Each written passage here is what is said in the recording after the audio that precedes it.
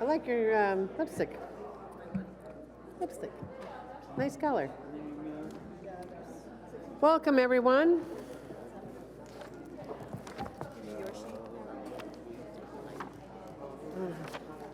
Oh, we have more again? I don't know. Oh. Well, that's... That was it. No, it was in color. We'll use that one. All right. Actually, I got, I don't know if you know. I better get my glasses on or I won't be able to see anything. Yes, I know. Terrible, but I can't do anything without them now. You know, I find I I can't used to even, be okay, but I can't even see with them on. yeah. So to come, so I see him.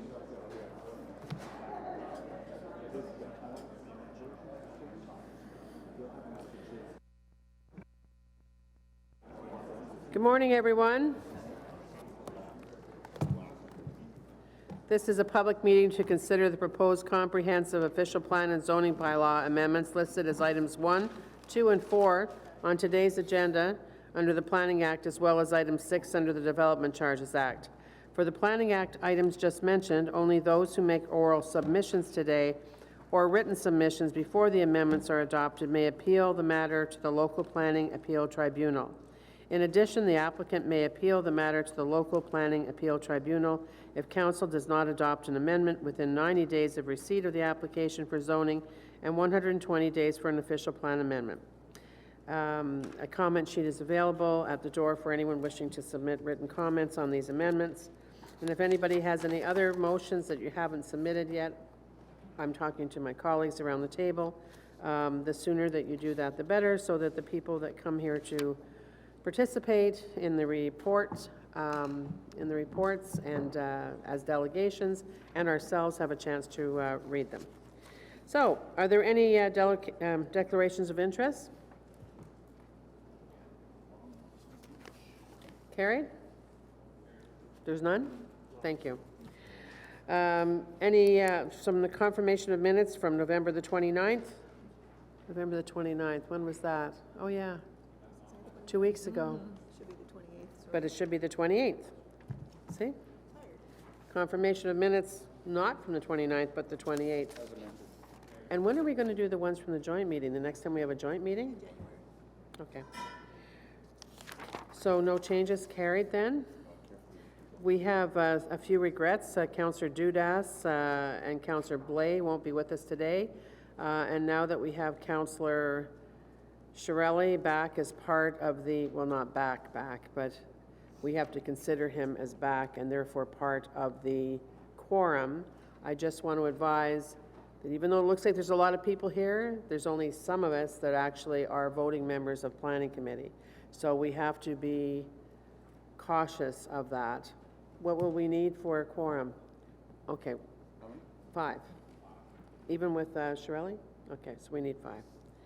So around the table we have 1, 2, 3, 4, 5, 6. We only have 7. Okay. So first item up is the zoning bylaw amendment for 1375 Clyde Avenue, and we have speakers on that. So, and we've had several submissions. We're going to hold that item. Next item is the zoning bylaw amendment for 966, 968, and 974 Fisher Avenue. We have speakers in opposition to that as well. So we'll be holding item number 2. Item number 3 is 2525 Carling Avenue. We have speakers in opposition to that as well. So we will hold item 3. Item number 4 is 2175 Carling Avenue. And we have speakers in opposition, so we're 4 for 4 on holding them.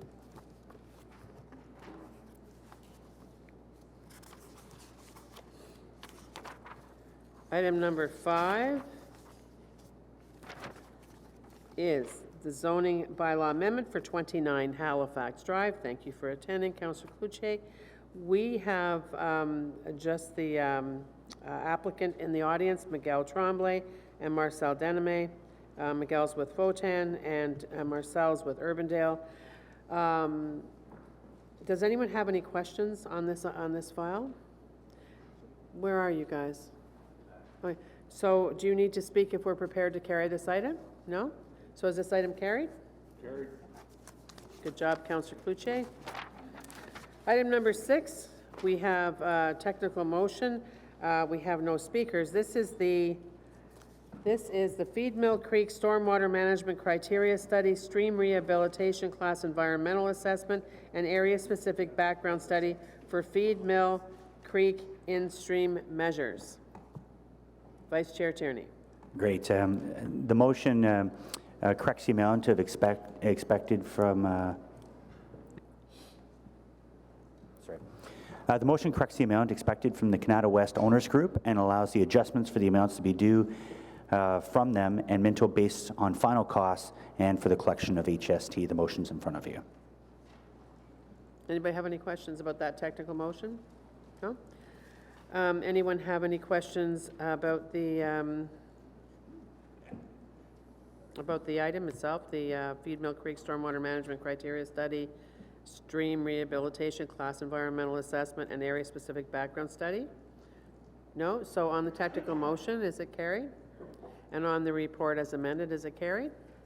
Perfect, thank you. Item number 7 is the status update planning committee inquiries and motions for the period ending November 29th, 2019. Is that supposed to be the 29th or is it the 28th? This one is the 29th? Okay, so the 29th. So is this item received? Received, thank you. Okay, so we'll go back to the beginning.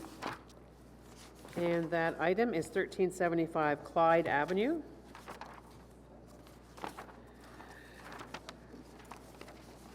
Mary Dickinson's going to come up here. She is the planner. Thank you, Mary. I'll call the speakers up. Bob McCaw. Bob, are you here? Come on up. Bob is the past president of Fisher Heights and Area Community Association. Thank you for sending in your comments in advance.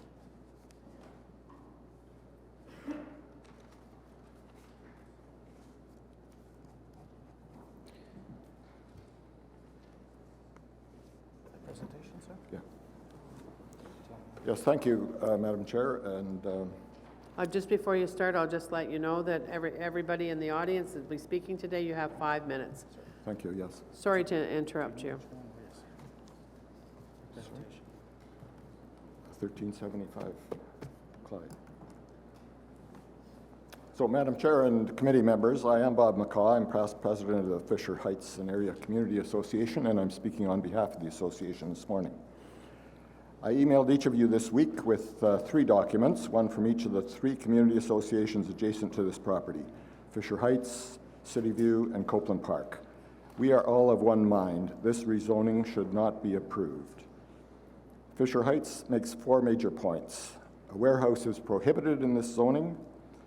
Provisions of the Merivale Road secondary plan would be ignored by this project. Intensification objectives are also being ignored.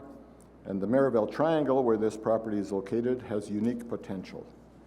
Regarding the zoning, the staff report says that 3 previous diamond warehouses have been approved on arterial Main Street lands, so we should do it here. In fact, each of those previous exceptions had individual differences. First of all, in Innes Road, that property is not zoned as arterial Main Street. It is zoned local commercial, LC5. On Carling Avenue, just west of Lincoln Fields, this is a small standalone property bounded on 3 sides by city streets, not at all like the current application. As well, it was supposed to have a large independent pharmacy on the ground floor to encourage real pedestrian activity on the street front. Once constructed, that didn't happen. On Carling Avenue at the 417, this is a property totally isolated from its surrounding community with no prospect of active street front in any case. So we see that each property is unique, and that's our point. This property at 1375 Clyde in the Merivale Triangle lands has huge potential to be part of a grand renewal in this centrally located part of the city. But this is exactly what happens when we constantly approve spot rezoning. That is, developers start to assume any and all exceptions should be their right and planners start to agree. Now, we envisage the Maribel Triangle as an intensified, lively, mixed-use center of activity and homes of all types, a desirable place to visit, shop, or eat, to find leisure and entertainment, whether traveling by foot, cycle, or motor vehicle. It could combine private and public spaces, a park, alongside homes for all levels of income. The Triangle has the clear potential to become a true community hub for our part of the city. That vision is in line with the planning objectives of the city and the province. And we already have all the tools at hand to accomplish this. Arterial Main Street zoning that encourages multi-use projects and true active street fronts. A secondary plan that calls for residential uses to be incorporated in new development. A planned rapid transit bus corridor right beside it. And ambitious targets for intensification in the existing official plan and reaffirmed in the proposals for the new official plan. Instead, what we see from Diamond is a proposal that fails in every one of those categories. Its only new components are the prohibited warehouse, their own retail store that's ancillary to the prohibited use, and the proposed drive-through restaurant, which, by the way, also fails to meet the zoning requirements in several ways, noted in the staff report. The proposal offers no residential, no office, no institutional uses. This 27-meter high, 2,600 square meter block of dead space contributes nothing to the city's plans and objectives. Rather, it does the opposite. Spot rezoning of this property would represent a huge missed opportunity, which will have a negative impact for years to come. This is the time to say no to this proposal. Thank you. Thank you, Mr. McCaw. I think that your counselor wants to speak, ask questions. Councillor Egley. Thank you very much, Madam Chair. Bob, how long have you lived in Fisher Heights? Just over 30 years. And how long have you been involved with the Community Association? Only 20 years or so. Okay. So you're obviously very engaged with the community, and you know the community. Would you describe the sentiment of the community about this particular location as being anti-development? In other words, is the community saying we don't want anything to happen at that location? No, on the contrary, what we want to see is something new, something great, something compact, something intensified, something that provides new opportunities both for people to live and for community activities. It could be an entirely, this is a large area. I'm just guessing probably 15 hectares altogether, including parts that are partly developed now. This could be an entire community on its own. There's already lots of intense development around it, and it deserves the city has a big opportunity here to put something in place that will move towards the long-term objectives that you're putting forward in the official plan. High-rise buildings, there are already some in the area. The high-rise buildings, no problem. It's not backing on a residential street that is going to be where you're going to find opposition. There's no opposition to development of this property. You had mentioned it during your comments that you felt that, or the community felt that, developers were thinking that even though things weren't zoned for a particular piece, that they were just assuming it was as of right. How long has the Diamond Coming Soon sign been up at that location? I'm not sure. A couple of years. I'm not sure. I think it's relevant to the application, Madam Chair. Okay. So it's been up there for a couple of years.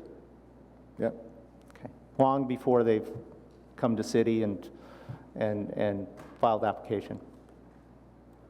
Well, we've been involved with looking at their various proposals, and Okay. it's always just featuring this one big empty warehouse. So you talked a little bit about what you called the triangle, the Maribel Triangle. Can you, for those who may not be, that's sort of a term we use in the ward, but maybe you can explain a little bit about what the triangle is and what the triangle means to the community. Well, the triangle, the Maryville Triangle describes the lands that are bordered by the intersections, the Baseline Road, Maryville Road, and Clyde Avenue. Right now there's huge empty spaces there. That's where the CJOH building burnt down on Clyde Avenue. That's where at various times there have been various activities there. Right now, a huge amount of it is empty space. One particular lot, about 10 hectares, I think, is completely empty. Right now, there's a Loblaws and a Shoppers City, the typical kind of shopping center. But this has got potential to be something special. And I think there's a big opportunity here for the city to continue with its current objectives. When you say special, what do you see there? Do you see a green area, a town square? What do you see there? Yeah, I think there's plenty of room for new housing of all types, townhouses, mid-rise, high-rise. There's room for some commercial properties. We hear a lot about multi-use redevelopment where there's commercial activity on the ground floor and either office or residences on top. This is plenty. There's plenty of space for all of this, and in particular, there's the size of it allows room for the setting aside new parks, public square, entertainment, all sorts of things that don't really exist right now in the community, in that area. Okay, thank you very much. Thank you. So before you go, I've known you for a long time. I've seen you around, certainly at Nepean table as well. Yeah. You participated. And I remember, I was thinking about this in the last couple of days, that back when we were in Nepean, this triangle was on our minds then. I think you were part of that. And Dana Collings, who was a planner at Nepean, he undertook to provide some guidelines on the go forward. You remember that? Because I think that you were part of that. Yes. Mm-hmm. Yeah. And so actually, it was yesterday I was thinking about it. I asked our director of planning if those guidelines were still in place, and they are. Do you want to speak, Ms. Snedden? Sure, Madam Chair. So there is a secondary plan in process, or sort of secondary plan for this particular area that has policies in play, and there are design guidelines as well that help to accentuate what should take place here. So we have both policy and guidelines. Mm-hmm. Just sometimes, I've found that the transition into amalgamation all those years ago, some of the intent of the previous municipalities and that got lost during the time. But I was glad to hear that this one hadn't. And thank you for your participation coming out today. Thanks Thank very you, much. Madam Chair. Lynn McCaw? Lynn? Followed by Miguel Tremblay and Nico Church.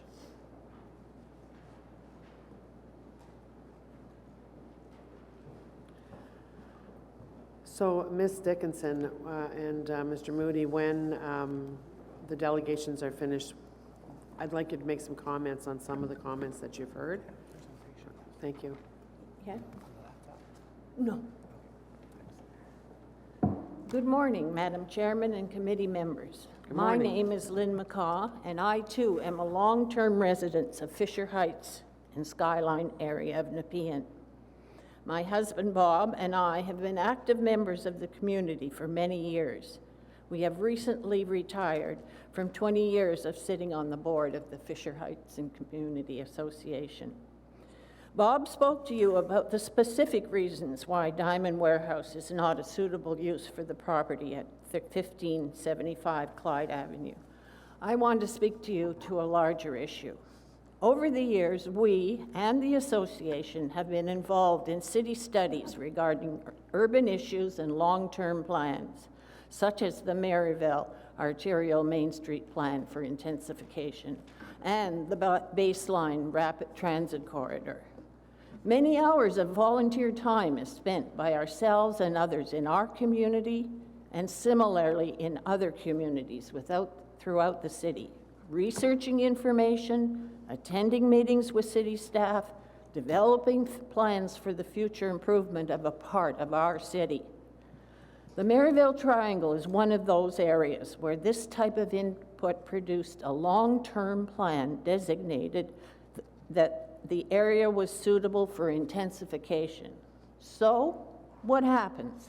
At the first developmental request, the plan and its zoning is ignored, and the chipping away of the foundation begins. Later, developers will be justified in saying to the city, "You gave Diamond the right to build a warehouse. You can't refuse us the right to build what we want to build."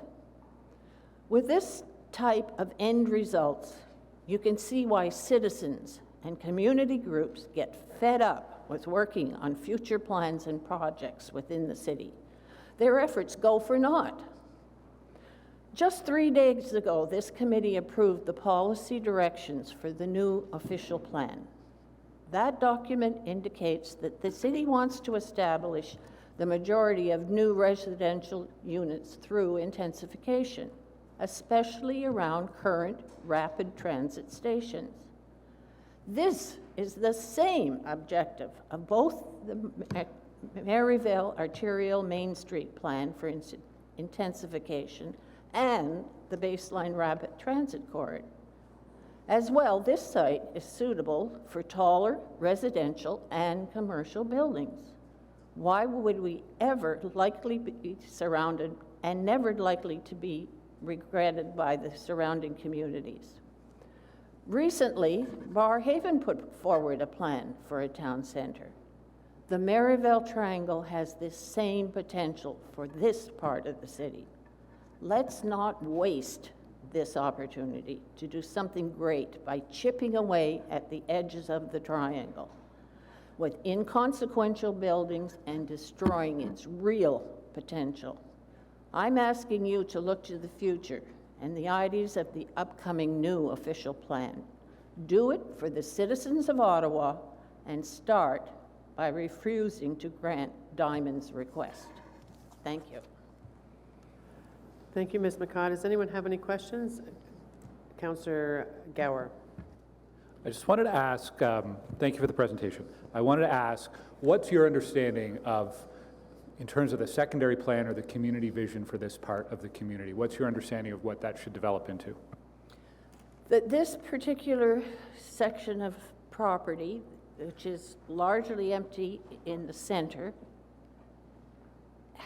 is a place where we could put in residential housing, but through apartments, condos, rental at all levels of income, and within there have integrated spaces for open spaces, where within a ring of apartments, say, that you've got an open space and that it can be transgressed by people by walking to various parts of the outside of the major roads that go around it. That there can be new kinds of commercial development on the main floors of many of these buildings, whether they be drugstores, lawyers' offices, whatever. But it has to be welcoming, and it can be if we give enough thought into what kinds of buildings are put there. A warehouse is empty space that sits there. Somebody goes there with their little truck, deposits their excess furniture, and comes back a month later, 2 months later. It kills the area if we do not have livable space and things that people want to see and do within that area. Councillor Eklai? Hang on again, Lynn. You're getting your exercise. Stand up, sit down, stand up, sit down. I wasn't expecting Just sit down questions. until I make sure that there's no I one else. thought Bob gonna- was getting them all. Well, kind of, sort of, I guess. Yeah, I don't really have a question, Lynn. I just wanted to thank you for coming down. I know that you spent a lot of time on this and you're passionate about this issue, so I want you to thank you for taking your time to come down and express your concerns. Yeah, thank you. Thank you, Lynn. Miguel Tremblay and Nico Church. Foten, representing the applicant.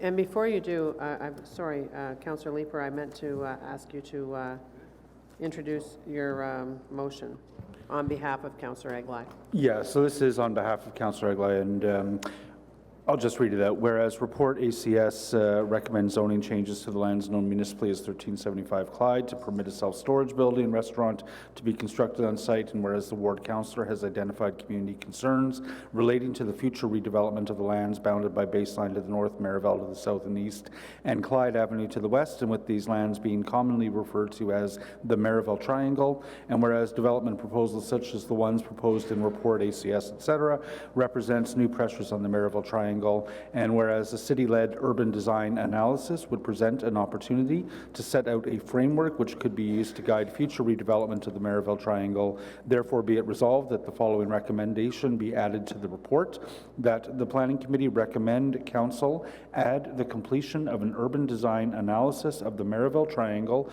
to the Planning, Infrastructure and Economic Development Department's multi-year work plan, and direct staff to undertake this analysis as soon as feasible, and be it further resolved that there be no further notice pursuant to subsection 3417 of the Planning Act.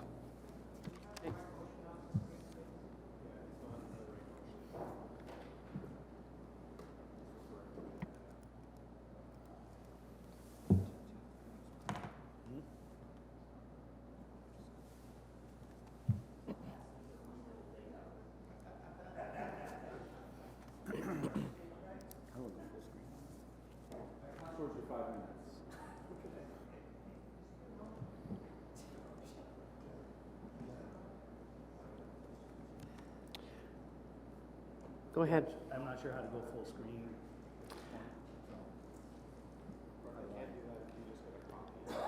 Have you, But, you can't do your presentation? well, I just don't know how to go full screen on this without. Do you want to come down and help, Because of please? the motion, but anyways, we'll deal with it this way. Leave the motion up. You're not younger than I am, I don't understand. Well, because like,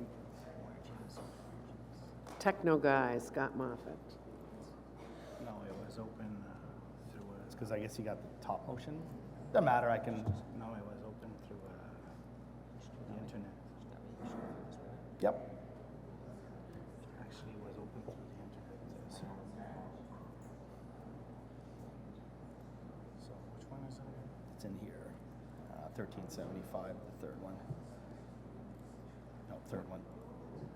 Yeah. There you go. Now I don't.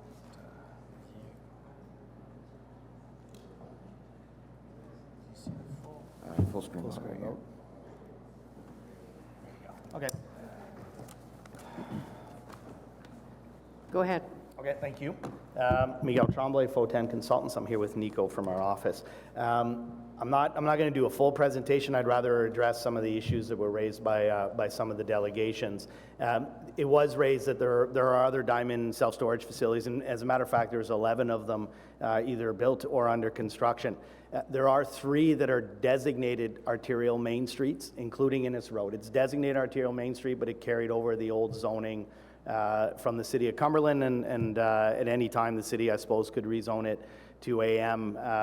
Diamond surely won't because the facility is already built. There are others actually in mixed-use centers, 2 of them, and 2 of them in town centers. Both of them in the town centers are in proximity to transit stations. The one at Ditsbury Road is immediately abutting a transit station. As a matter of fact, Diamond dedicated the land for that transit station to the City of Ottawa as a condition of development. I agree with the previous speaker that land use planning is more sophisticated than we did it before. We should do it again. And I also agree that all of these sites are very different. They all have very different characteristics. What is, I think, the common thread to all of these and the designations they're in is that the city has weighed on numerous occasions the diamond self-storage use and put their heads around how that use functions in certain designations and in proximity to other uses. The reason the city and ourselves felt comfortable at the time that the warehouse self-storage use, and that's a bit of an anomaly in the bylaw in that we are defined in your bylaw as warehouse. For all intents and purposes, we are not a warehouse. Self-storage is a unique use that is different. It also includes community rooms, at-grade retail. It's an employment generator. It has synergies with several employment uses within the area. And most importantly, it's been deemed by the city to be a complementary and compatible use to the more intensive uses that are permitted in these mixed-use centers and these arterial main streets. For instance, about 40 to 50%, depending on the location, of Diamond self-storage customers are commercial, and then the balance, 50 or 60%, depending on the location, is residential. So Diamond typically seeks out sites that are on arterial roads, often arterial main streets, because they want to be in proximity to high-rise residential, and they want to be in proximity to large format retail. Both of those uses use the Diamond self-storage, and it allows for the intensification of those other sites. For instance, we've heard a lot now about the Merivale Road triangle. This is a small part and an L-shaped portion of that Merivale Road corridor. Nothing that Diamond is doing here precludes the redevelopment of the Osmington lands here, or the intensification of the commercial, the Loblaws lands, or the lands down to the south. Actually, if anything else, Diamond is facilitating the intensification on those lands because it's providing storage solutions both to residential and commercial.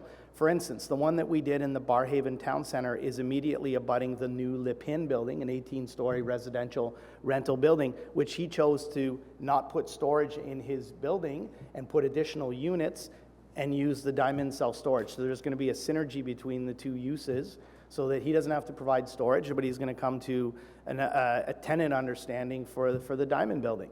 The Diamond building facilitates the redevelopment of this corridor, not hinders it. With respect to the secondary plan, it speaks to, first and foremost, strengthening the vitality of the Merivale Road commercial character, which Diamond storage is, by the way, a commercial use, and also sustains and supports those other uses. And the secondary plan does allow for residential. It also doesn't mean when a property is designated or zoned arterial main street that every one of those uses has to be articulated on that property. A property owner will choose to do commercial, will choose to do residential, as long as you're generally in keeping with the intent of those. That secondary plan also has very clear direction in terms of pedestrian connectivity and contributing to good active street frontage. This plan does all of those things. The Diamond building, much like all the other Diamond buildings, has been pushed up to the street with at-grade retail on the frontage. The entrance has been recessed. They've repurposed this existing building. They're adding a commercial use design to the guidelines for drive-through uses and the arterial main street. The only real relief we're asking for this building is the city is taking a right-of-way and we don't fully meet the front yard setback as a result of the taking. So this proposal embraces both the land use and policy objectives of the city and the urban design objectives. So happy to answer any questions. Okay, so I know that Councillor Gower has questions of staff from this presentation. Does anyone have any questions for either Mr. Church or Mr. Tremblay? Councillor Hubley. Thank you, Madam Chair.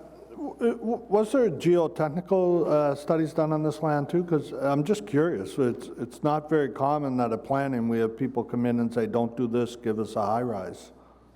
Are we in site plan?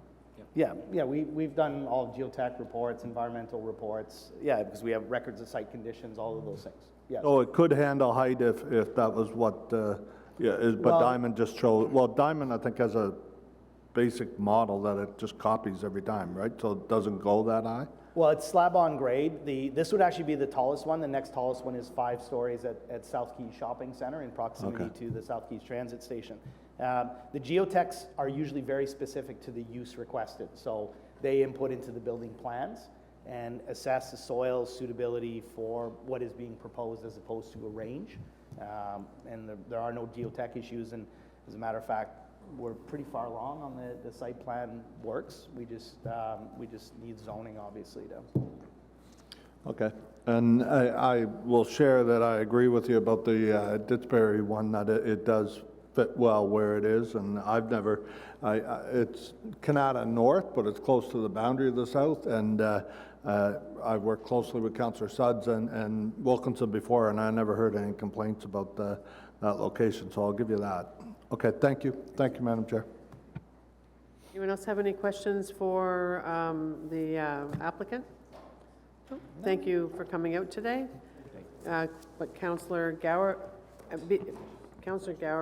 and then I want to go to Mary and Derek to comment. Well, do you want to go to them first? Do you want to do that first? So because maybe some of your questions will be answered. So okay, so my colleagues are saying, can you respond to some of the things you heard from both of Mr. and Mrs. McCaw, and why, for example, I guess you made the decision that you did? Madam Chair, on listening to the public delegations, I would categorize the comments into 3 broad categories. So the first one is the interest in maintaining the development potential for the Maryvale Triangle in accordance with the community vision. And I just want to acknowledge that we do recognize that, and that has been reviewed as part of this development application. As part of the site plan, we have gotten verbal confirmation that Diamond is willing to consider future connectivity from this site to the triangle in the future. There are grade challenges, et cetera, on the property, but there is definitely an opportunity in the future to connect potentially vehicular and as well pedestrians from this development site to the larger triangle. So that will remain open as a possibility in the future. From design priority standpoint, that was a comment that came up. The whole of Maryvale Road is a design priority area, and we are reviewing all buildings, particularly the higher intensity buildings and the taller buildings at 6 stories, for example, in light of our urban design standards, and this building will be no exception to that. We continue to refine the building design through the site plan process, and the elevations in your package may very well change and evolve before site plan approval to ensure that all visible elevations from the street are animated and activated, in particular the main floor of the building.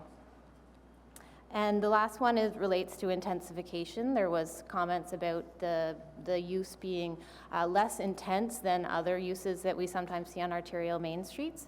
And I want to point out that the arterial main street designation does encourage a mix of uses on sites, and I think one of the reasons for that is because we do have uses that some are more intense and some are less, and when coupled together, you create a situation where you are seeing improvements and increases to job density and in some cases residential densities on the arterial main street. So in this case, there is a mix of uses both in the Diamond building itself with their ancillary retail at grade, and also there is a mix of uses on site with the restaurant proposed, the existing motor sports world, which is both a retail component and a servicing component, and then the Diamond itself. So there is an improvement on density on the property compared to what it was before. And it's staff's opinion also that there's opportunity for further intensification once that single-story motorsports world eventually is at the end of its life cycle and can come forward for potential for a higher intensity building at that location. So the screens aren't working, Alex. Just letting you know before you ask me where that motion is. They don't work here either. So they're going to give out some hard copies. If anyone in the audience would like a hard copy, let me know.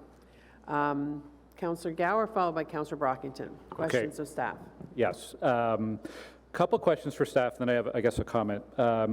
It's the existential question. We were kind of asking it last week at Agriculture and Rural Affairs. What is a warehouse? And I mention it because the applicants tried to distinguish between self-storage and warehouse. Is there any distinction in our zoning classifications between self-storage and warehouse? Madam Chair, there isn't currently, and that was alluded to by the applicant. We currently consider self-storage as being a subset of a warehouse use, just kind of by default, but this is a use that is evolving, it's changing, but in this case, we are considering it quite unique, as a very unique warehouse product, and therefore dealing with it quite uniquely through this development application. Okay.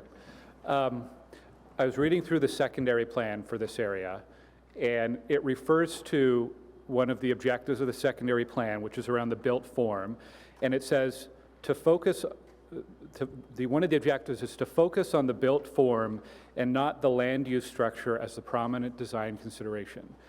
And I'm trying to make sense of how our committee should be evaluating this, because it's on an arterial Main Street zone, which does not permit a warehouse. So should I be considering this as a committee member based on the land use that's there, or on the built form? I'm struggling with how to evaluate this one. So how do you square that circle from a staff and planning perspective?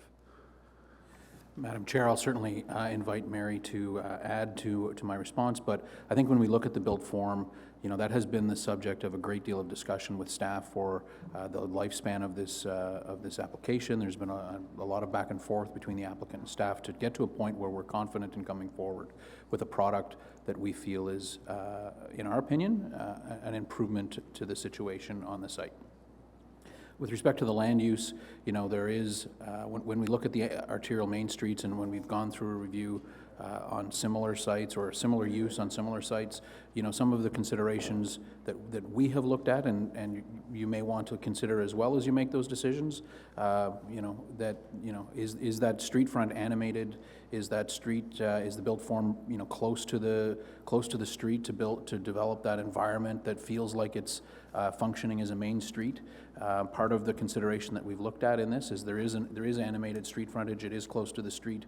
You know, yes, there's a bunch of stuff happening up top and in back that may not be as animated, but in a number of these situations and in the experience that we've seen with Diamond on a number of sites in the city, you know, it functions, you know, in some regards more like a retail function with people coming and going on a regular basis. There is a surprising number of people that come and go from these facilities. I guess maybe if I could rephrase, I understand that, but should we as a planning committee, does the way the secondary plan is written, putting the emphasis on built form ahead of land use, does that mean that we should be considering the built form first and land use second in our decision?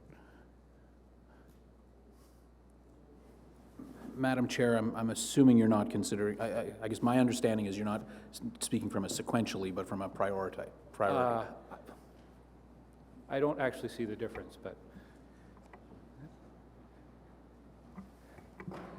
I think it's a combination of both, frankly. Okay. It's not, one is not necessarily exclusive. I think it's something that, you know, you need to consider both and weigh them, you know, with your experience in representing the communities and the city as a whole.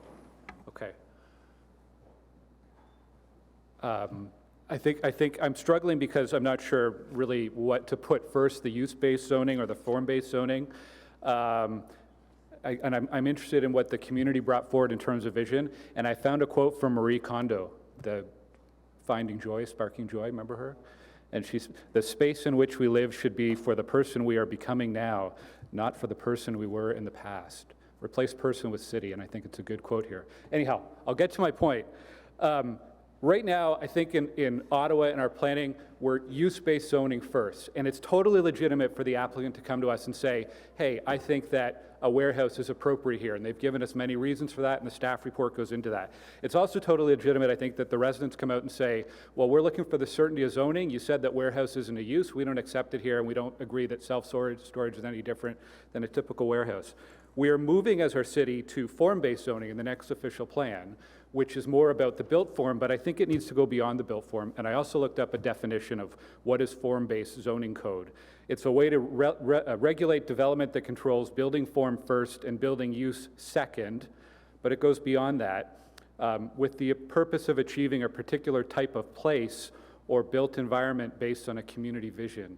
So I think, to me, like this form-based zoning that we seem to be shifting for in the official plan, and I know it doesn't apply yet, but I think that's what's being applied here in the recommendation from staff. I don't think we've taken enough account into that vision for the place. So at this point, I'm leaning towards not supporting the staff report, but I want to listen to what my colleagues might have to say otherwise. Thanks. Thank you, Madam Chair. If this matter was not before us, what are some possible uses for this property now, the way it's currently zoned? Madam Chair, there's a wide range of uses that are permitted on arterial Main Street, including a list of medium and high-density residential, as well as a long list of commercial, retail, and service uses. So some of those would include your typical service, restaurant, which we're seeing here. Arterial Main Street also, it does cast a net quite wide and does permit uses such as gas station, automobile dealership, but also, hair salons, the gamut. You can pretty much any commercial retail use is permitted on arterial Main Streets. I'm looking at the Marival Triangle now.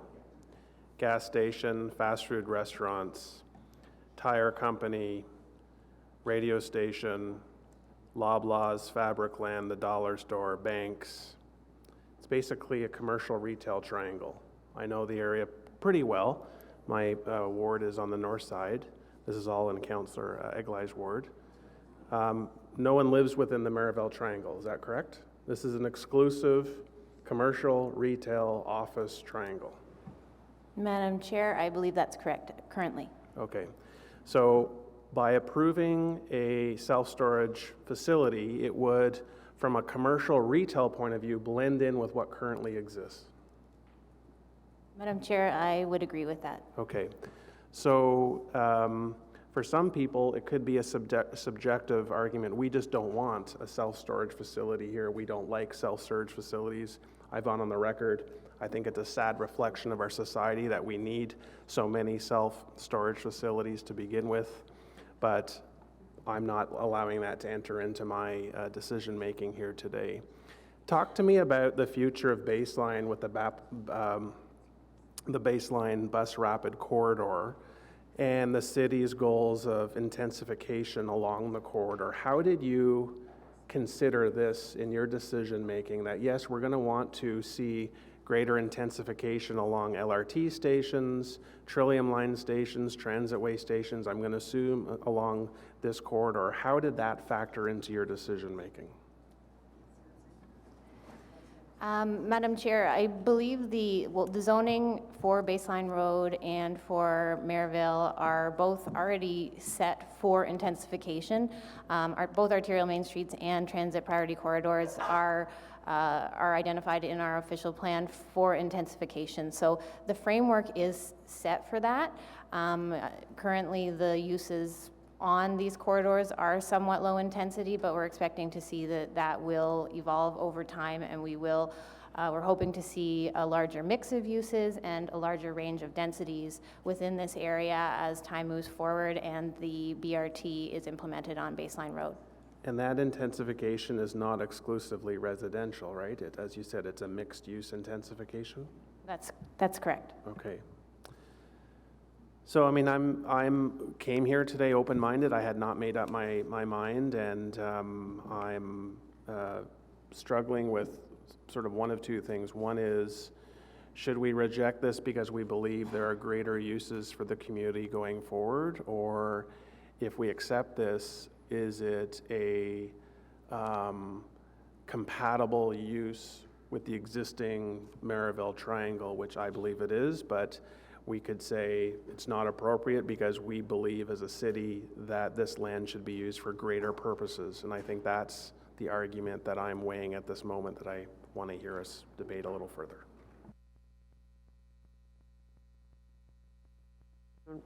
Well, Councillor Egley has a question first. And then you have a question of Mr. Mark, and you have a statement to make. I just want to comment on it. Okay.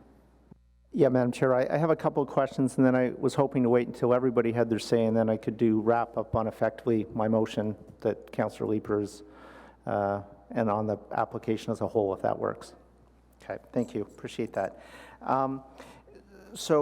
Ms. Dickinson, you had indicated that the applicant had made a verbal commitment to create connectivity between their site and the balance of the triangle. And you said at this point it's a possibility. Is there anything that this committee can do today to turn that from a possibility into an actuality? Is there any motion, direction that can be brought that would make sure that what's been suggested as possible turns into a reality? Madam Chair, I would suggest that the forum for ensuring that occurs would be through the parallel site plan control process. We will have the ability to further that discussion as the site plan moves forward, and potentially use a tool of conditions to ensure that that is registered on title as an obligation of the owner. But that would, again, have to be hashed out through further discussion with the applicant as that process moves forward. I guess my concern with that, and I saw Ms. Snedden nodding her head when I asked the question, my concern with that is at that point you granted the zoning, and any leverage that the city might have or the community might have to ensure that that connectivity happens isn't there anymore. So are there other options? And I'm looking at Ms. Snedden when I asked the question, or possibly Mr. Mark. Madam Chair, I think Ms. Dickinson has outlined, certainly through, we can take it through site plan conditions, that we could take direction from this committee to ensure that we provide for in the site plan agreement those conditions to acquire that. Mr. Mark, unless you have anything further to add to that? No, he's shaking his head no. So I think that would be the route to go. I'm not sure I can give you that direction, or one of the committee members have to give you that direction. So Are you saying that that is something that you would like to see? It's something that I would like to see if this is going to go ahead, absolutely. So if somebody is wanting to see that, you would give that direction? Okay, I'm going to go back. Okay, continue. So next question I have is, I forget who had asked the question, or maybe it was in your comments. You indicated we don't really have a definition for self-storage now, so we kind of throw it under the umbrella of warehouse.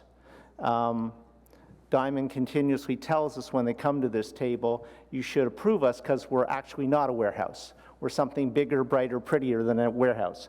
I don't agree with that, but that's their pitch. So I guess the question to planning is, if we know that we have the scenario where it in fact is not defined what self-storage is, why are we allowing applications like this to proceed rather than sitting down and figuring out what self-storage means?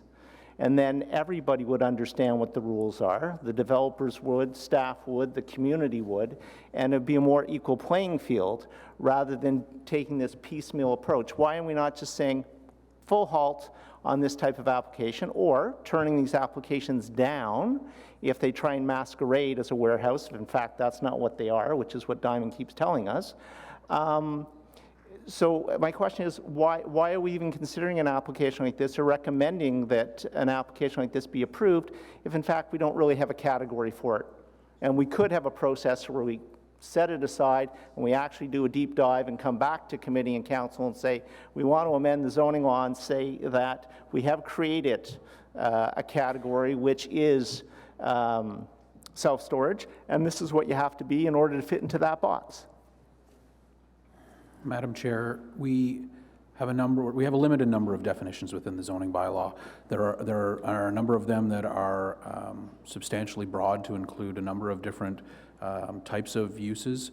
Warehouse is one, and I certainly don't, disagree with the sentiment that it is broad. I mean, it could mean everything from the Amazon warehouse at Boundary Road to the sprawling, single-story sort of self-storage we see in the rural area.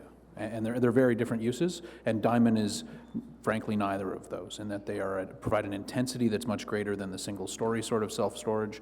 They provide, an activity level and a design fabric that is very different than an Amazon-type warehouse where you've got a major distribution and truck traffic coming and going. We have, as I was saying, we have a number of these uses that are substantially broad. We have received several applications from this particular applicant over the past number of years, but it isn't something that we necessarily have to have, a specifically defined use necessarily for us to review the application on its merits and to look at it and determine whether it's good planning or whether it's suitable or compatible with the neighborhood. Maybe just to add, Councillor, that, when we go through the comprehensive zoning bylaw review, that potentially we could be looking at, further defining some of these types of uses that might be a little more broad. And this is just one example. I mean, businesses continue to evolve, and we're starting to see a lot of those changes and what types of businesses are being provided. And we do have probably categories that might be been around and a little older, and we might need to evaluate those. Okay, for the benefit of the residents and the people who came and made delegation in the audience, we've repeatedly heard at Planning Committee and from planning consultants that precedent really doesn't play a role in planning. And yet both in the report and in Mr. Tremblay's presentation, oh look, we have a diamond here and here and here and here, so therefore we should have one here. So can you explain that? Because they're not the same. For example, my understanding of the one in Canada, that's basically in an industrial park. What we're talking about here is certainly not an industrial park. And to Councillor Brockington's comments, there are a number of businesses that sort of edge the triangle, if you will. But that's not what it's really zoned. It's zoned in part for that, but it's zoned for much more than that. So can you maybe explain for the benefit of the people in the audience how precedent works or doesn't work? Because it's always been, they're asking me, they're saying, we've always heard, Councillor, that the precedent isn't a factor that's taken into consideration. Yet both in the report and in the presentation, we're told, well, we've done it other places in the city, so therefore, might as well do it here.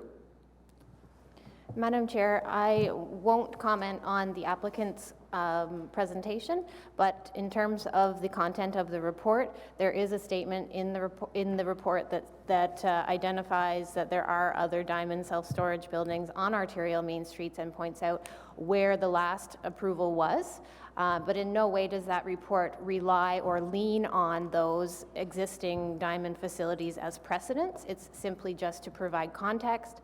The rationale and recommendation in the report is standalone and is based on a review of this specific site. Okay. And the last question I have, Madam Chair, and I'll come back on later, as I said, in wrap-up, but you had indicated, or possibly it was Mr. Tremblay had indicated in his comments, that each individual application doesn't have to meet all the requirements of the secondary plan. In other words, you don't necessarily need residential, you don't necessarily need commercial. So my question to you is this, though. Overall, we have this intent and this goal, and I think we even actually have some targets for residential intensification and that sort of thing.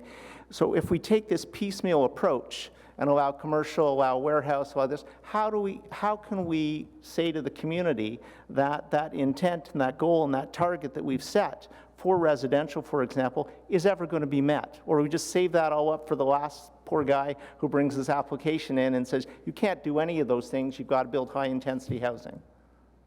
So, That's your question? So my question is, how do you do that? How do you square that? Madam Chair, the nature of the wording in the official plan currently is that the intensification is a target. In terms of application of that, some sites will come in at somewhat lower intensity and others at higher, and I can say that there are sites along Maryvale Road that do have residential intensification and at, or I would say higher than what the target for the corridor is. So as a whole, the intent is not to wait till the last application in order to and put all the density on that site, but it's a matter of encouraging intensification with every application that comes in, every application that is unique, and knowing that the corridor, each parcel is unique and different proposals will come in, and just promoting this mix of uses in that way, as opposed to requiring certain uses or all uses on any particular site. Okay, thank you for that, and thank you for accepting the direction that, I'm not sure who's bringing it on behalf of me, but for the direction in terms of the connectivity piece. Councillor Tierney, Vice Chair Tierney, and then Councillor Leeper after Vice Chair Tierney speaks. I think you have a direction. Great. Thank you, Madam Chair. So first of all, I do appreciate the conversation around having more categories for zoning. And Jan, we've gone through this before with Papa Jack and everything else. You know, there's always new ways of industries working, and they don't always match. But I appreciated a lot of the points from Councillor Brockington. He raised quite a bit in my mind, and I went and looked on Google. I've been around there before. There's a Motorsport World, there's a Mr. Lube, there's a Frisbee Tire. It's not exactly going in the middle of, you know, a residential area here. And certainly we can always soapbox and be angry about it and want someone to do something different with their property. But at the end of the day, there's a lot of decisions that we make as councillors that we don't even want to make, but we have no choice because LPAT dictates what's really going to happen. So my question to Mr. Mark about what would the likelihood of success be if it was denied here today if they went to the LPAT? Madam Chair, as committee will know, I'm loath to give percentages, but given that this matter has staff support, I am prepared to say that it is more likely than not that they would be successful in an appeal before LPAT. Okay. Thank you very much, Madam Chair. Direction, Councillor Leeper. Can I make a comment? Sure you can. Amazing. The Before you, who else wants to? Because I know Councillor Aglai wants to come back on. Sorry? On the motion? Sure. So we'll hear the direction. So only Councillor Aglai after that. Councillor Leeper on direction. So there is a direction for Councillor Aglai that staff be directed to work with the applicant through site plan control to ensure the property is developed in such a way as to provide connectivity to development within the Maryvale Triangle. I assume staff are taking that direction. Thank you. Now you want to make your comment? So on this one, it is a tough one, and the change in use is more significant than it may seem. I'm looking at the growth of this city to 1.4 million people over the course of the next 25 years, and we know that wards like Councillor Kavanaugh's, like mine, like the downtown, there's not a lot of development opportunities that are necessarily left. LRT is driving a very quick intensification. Maryvale Road, and Councillor Brockington is going to experience the pressures fairly soon, Councillor Aglai. Maryvale Road is a huge opportunity for this city to intensify with our next wave of mixed-use residential with great public realm. I think it's going to require changes to the physical structure of Maryvale Road, but we've got BRT that's going to go down Baseline Road.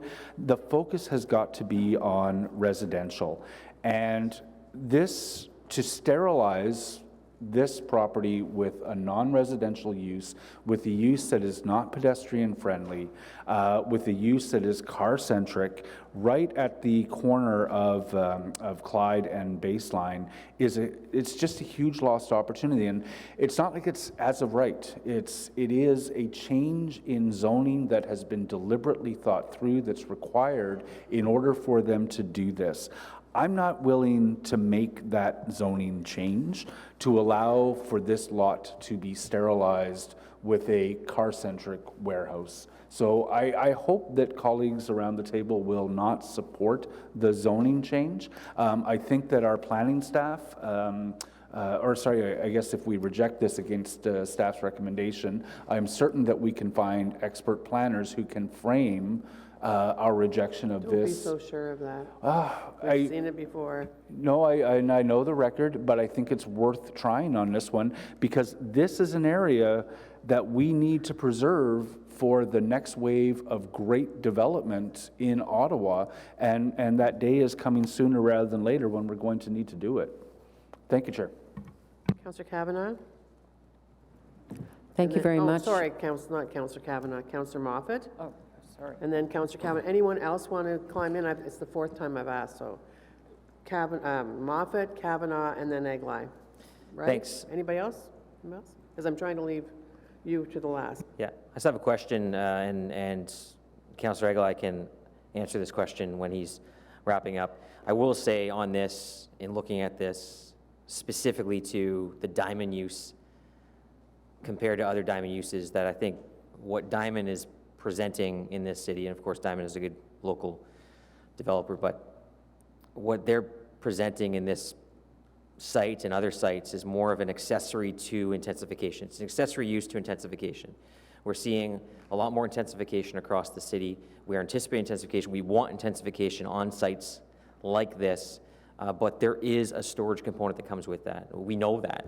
Ideally, in an ideal world, people get rid of all their garbage and they move in, they downsize, and that's fine, but that's not the reality we live in. That's why we've seen the change in storage in recent years. This isn't a strip, bays, storage wars type facility. This is a different kind of storage model that we've been seeing, and Diamond is the leader in that. But just a question on the public meeting on this application was September 27th, 2017. The site plan application was submitted in January of 2018.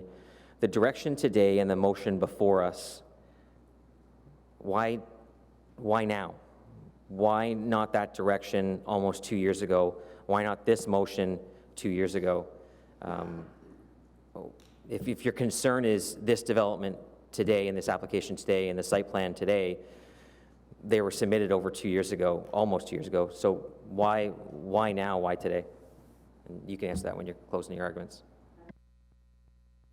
There are other councillors that were involved in this as well. Enough said on that. I thought you'd be acting just as an example. Okay, Councillor Kavanagh. Thank you very much. My question is in regards to the infrastructure in that area for future development. I do know that area. I did live there when I first moved to Ottawa in that community, and frankly, it wasn't very pedestrian friendly then. But I sure hope we're working on improving that, and I want to know what plans there are in that community and in surrounding areas. I'm hoping that we're going to make this more friendly to have more residential air. We heard about the baseline line is coming down for transit, but what other measures are being implemented in this community? Because it strikes me that it would be great to have more residential, but I just want to know what infrastructure is going with it in terms of this general community. Madam Chair, any holistic improvements to Merivale Road in particular are post-2031 at this point.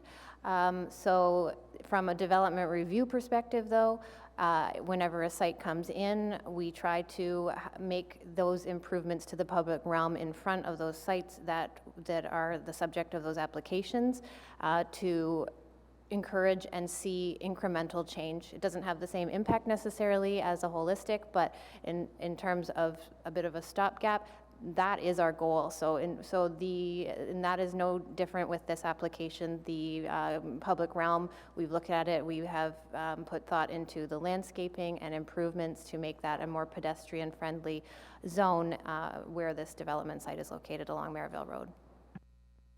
What about cycling? That's a very challenging area in that particular spot. Is there any cycling initiatives in the community? Madam Chair, we'd be happy to connect with our transportation planning group to see if they have any city-led initiatives that we could provide you in advance of council. Thank you. I think generally we need all the places we can for new residential, for intensification. So I'm hoping we're looking at that and we're not sort of making it so that we can't do it in the future, because it strikes me that if we make plans to have things that are not residential, and then it gives us an excuse, oh, we don't have to do anything here. But I think we should be looking at all opportunities, so I hope that will be put into the consideration. Thank you. Councillor Aguilar? Thank you very much, Madam Chair. So in short, you know, you have in front of you had 2 delegations.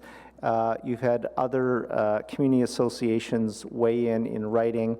In total, you have all the community associations in my ward represented, because there was a submission as well from the Knoxdale-Maryville Council. You have 2 community associations from Ward 8. So in total, you have 10 community associations representing many, many residents, all saying exactly the same thing. And what they're saying is this application does not spark joy. They're saying quite clearly that this is not what they want to see there, that it is a huge lost opportunity for the community. I feel a little strange coming here today. In all the time I've been at City Council, when I come to planning, I generally come to planning with some sort of a compromise that's been worked out. We saw that a couple weeks ago with the car dealership that was going in. I try and find that sweet spot between the community, the developer, and our planning staff, who I think do very good work. Unfortunately, I can't do that here. There is no sweet spot. The issue is the use. It's not how high it's going to be, how wide it's going to be, what the parking's going to be like. It's none of those things. It's the use.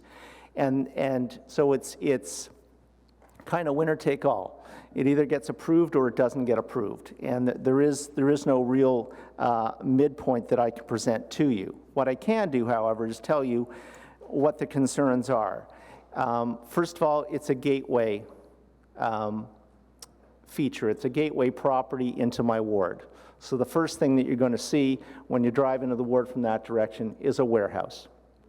It might be, as I say, a pretty warehouse. You might want to call it a storage facility, as Diamond does, as opposed to a warehouse. It's a warehouse. It's a pretty warehouse. It's a nice-looking warehouse. It's a warehouse. And that is the first thing you're going to see as you drive into the community. That's the first thing that the gateway to Fisher Heights is going to be. It's going to be a warehouse. And it's going to be a warehouse that's not allowed to be there. Okay, this is not as of right, despite the fact that they had their sign up years ago saying Diamond Storage coming soon, before they had consulted with the community, before they had gone to the city. It's not as of right. The people in this room can say no. And yes, we might end up in an appeal, and that could happen, and it's happened before and it will happen again. But it's not a small change they're asking for. They're not asking to go a little bit higher within a use that's already approved. They're not asking for a slight variation on the planning, or parking rather. They're asking for a fundamental change in the use of that property, something that we do not allow. And frankly, as I said, they're treating it, I think, as of right. In the approach that they've taken with the community, their signage, their messaging, they've said, this is going to happen. And again, you can say no. It's within our ambit to say no. I can't vote today. I certainly know how I'm going to vote when it comes to council. You've heard from a number of residents, and you've seen in the written submissions, about what they foresee the Maryville Triangle becoming. It's not that different from the town center that was referred to by one of the delegations recently approved for Barrhaven. There is promise here. There is opportunity here to be something better, something different than a warehouse and a drive-through restaurant. It could add jobs. It could add much-needed space for people to live. It could add affordable housing. it could add green space, it could add access to a multi-million-dollar project that we've already given the green light to, which is the rapid transit way. But instead of giving people a place to live along the transit way, what we're going to give is a place for people's stuff to live. And they're not going to take the bus to get it there. They're going to put it in their cars and their trucks and their vans, and they're going to drive to and from. So it runs contrary to, I think, what the city is attempting to do in making it a better place to live and an easier place to get around. God knows Maryville Road needs help. It needs TLC. And I appreciate Planning Department's approach thus far to do it bit by bit as it comes along. We've had some wins in that regard. This is not one of those wins. This is a piecemeal approach that is going to be with us for a very long time, and it is not going to fix the problem, which is Maryville Road. You know, and again, I struggle because we're told they want to have... Councillor, wrap up. Yeah, please. I am. I will. Well, because your time's up. Okay, thank you. So I would ask you to support the Leaper motion. I would ask you to not support the application overall. Let's not give up this opportunity. Let's listen to the many, many residents who have come and presented to us today, both in writing and in person. This is not what they want. This is not what the city needs, more importantly, and you can say no. Thank you. Okay, so we have a direction, we have a motion that Councillor Leaper is moving for Councillor Eglai. And where is that motion right now? I know, but is it going to be up on anything? It's on the screen right now? Okay, so on that motion, this is the urban design analysis, which we're going to be doing anyway, but it's clarifying that. Yeah. On the urban design analysis, moved by Councillor Leaper. Carried? Then there was a direction put forward, which we don't have to do anything with. And now on the item, which is the zoning bylaw amendment for 1375 Clyde Avenue, as amended, we're going to do yeas and nays. Councillor Dudas, not here. Councillor Gower? No. Councillor Shirelli? Councillor Leaper? No. Councillor Brockington? No. Councillor Blais? Councillor Moffat? Yes. Councillor Hubley? Yes. Councillor Vice Chair Tierney? Yes. And myself, yes. It's 4-3. Yeah. And, you know, I didn't say anything through all that, but a few times Barrhaven came up. Just to let you know, the diamond storage is on the edge of the Barrhaven downtown and is under construction. You also heard somebody say that in order for us to have more units in our first ever large apartment building, the Lapine apartment building, in order for that to go higher and have more units, they're not putting any storage in because they're using the diamond that's right in front of it on Strandherd Road. So I just, for the record, put that out there because enough people brought it up. Thank you very much, everybody. Our next item is zoning bylaw amendment 966, 968, 974 Fisher Avenue. We have 3 speakers in opposition, and we have received other submissions that you all have been privy to. Before you leave, Mr. Moody, as I'm introducing this, I just want to, for the record, state that I know you're coming back for the Carling Avenue, the next Carling Avenue one, but I wanted to let everybody know that it's just been announced that Mr. Moody is going to be our new director of CREO, the corporate real estate office. Congratulations.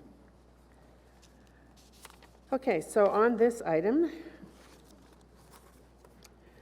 966, 968, 974 Fisher Avenue, we have Tracy Scaramazzino, and we have Ms. Lily Chu, and we have our first speaker is Joe Mader. Mader or Matter? Mader? Followed by Selena Bishop. Thank you for your submissions that you sent in ahead of time.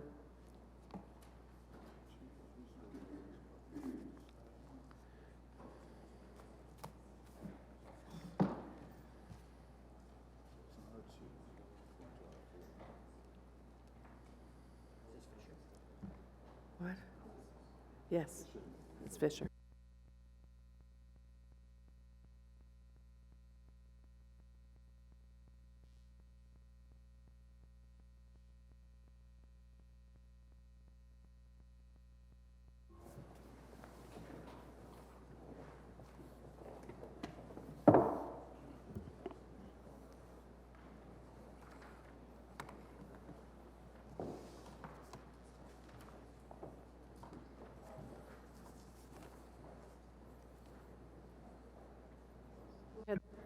Whenever you're ready, you have 5 minutes. Good morning, committee. My name is Joe Mader, and I live and own the property right beside the proposed development project. I'm here not just for myself, but also representing the other neighbors in the surrounding neighborhood that are affected by this proposal. I want to let you know that we support development, we support appropriate and gentle intensification, and we appreciate the opportunity to speak our concerns today, so I'm not the only one speaking. I'm hoping you had a chance to read my written submissions, which went into a bit more detail.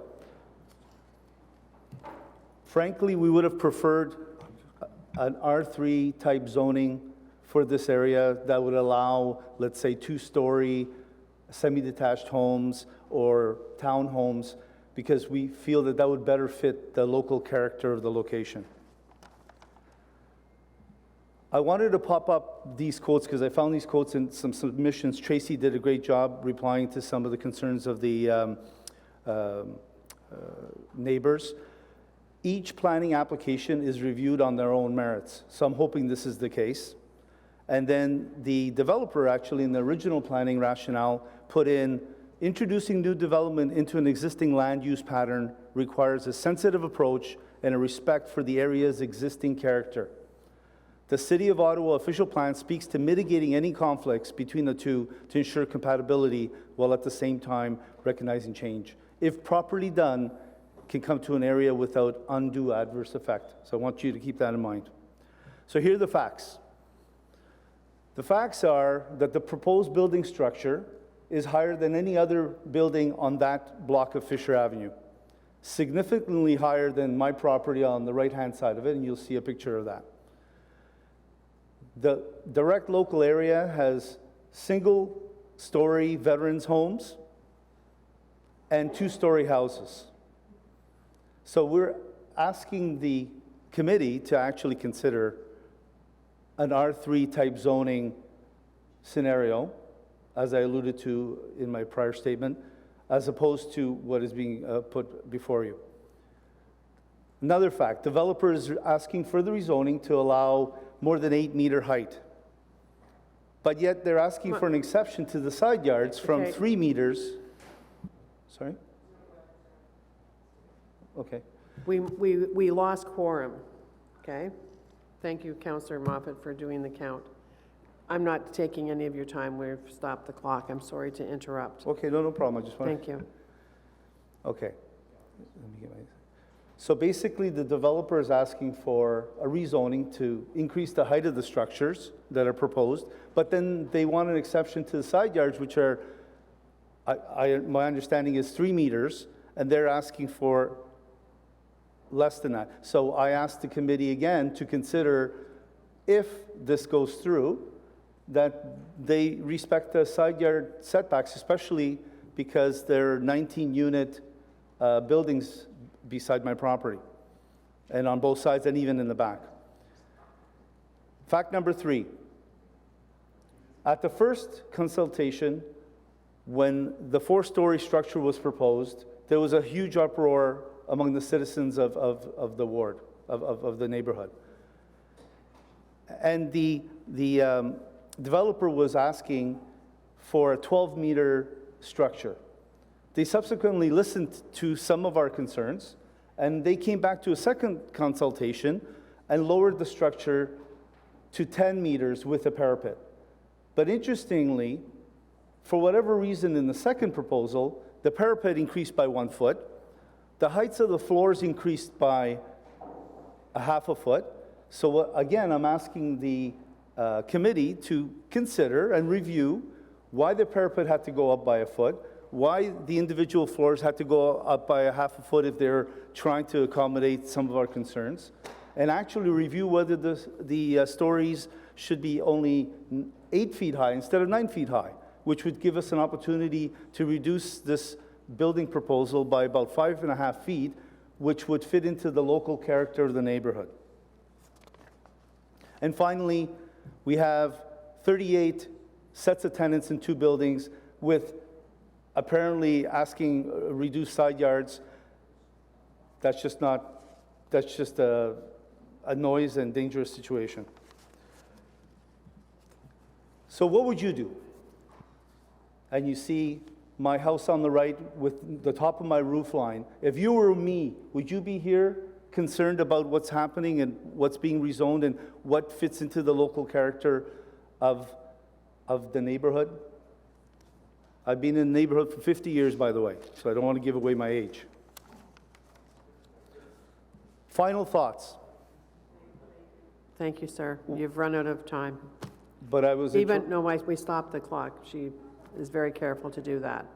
Somebody could say, Councillor Brockington could say, give us the 5 thoughts if he wanted to, but quickly, because I'm only going to add another 15 seconds or so. No problem. So basically, you have an obligation as a committee. What are the 5 thoughts? Right up here? That's my final thoughts. Okay. These are my thoughts. You have an obligation as a committee. You're just going to have to tell me the thoughts, because I'm giving you latitude that, as former Councillor Cullen knows, when you have your rules, you got to stick to the rules. So these are my thoughts. This was my thought. So, technical review, respect area's existing character. Yes. Consider project and location on its own merit. Yes. And role of committee and council. So I'll talk about my final thought on the role of committee and council. No, you won't. You got the final thoughts out there. At the beginning of the meeting, I said we have 5 minutes.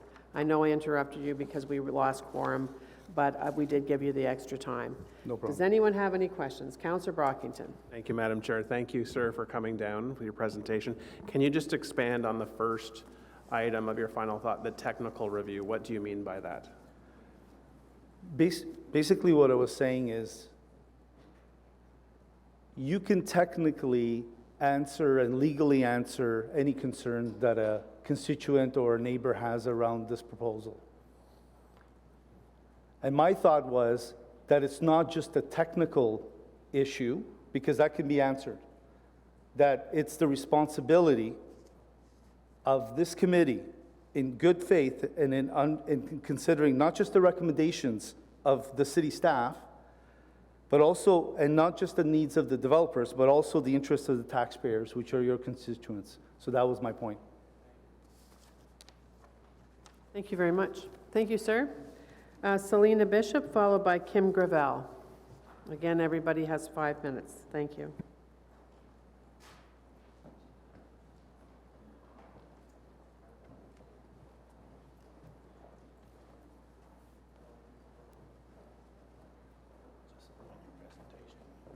Yeah. You'll load it up there. You can sit down if you want, miss. Okay.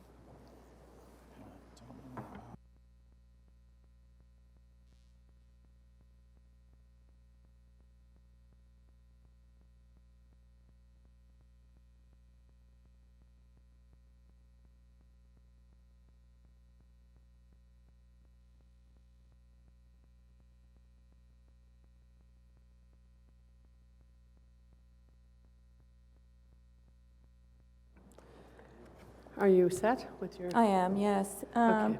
Thank you, I was Madam. looking at all the pictures that you had.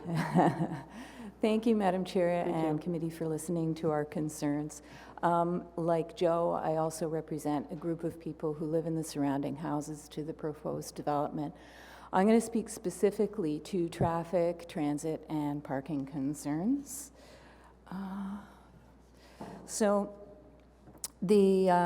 What's being proposed is an increase in densification from R2 to R4. R3 densification wouldn't raise the same kinds of concerns in terms of traffic and parking as this one does.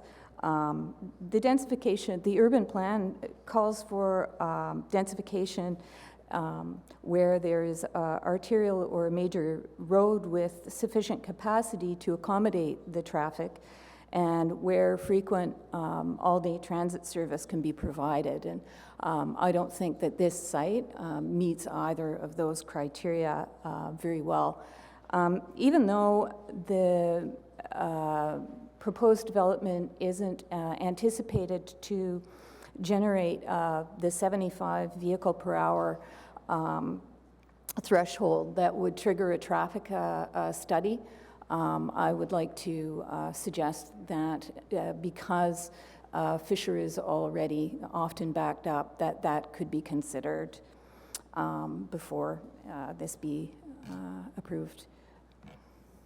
This is a typical morning rush hour. As you can see, the cars are backed right up.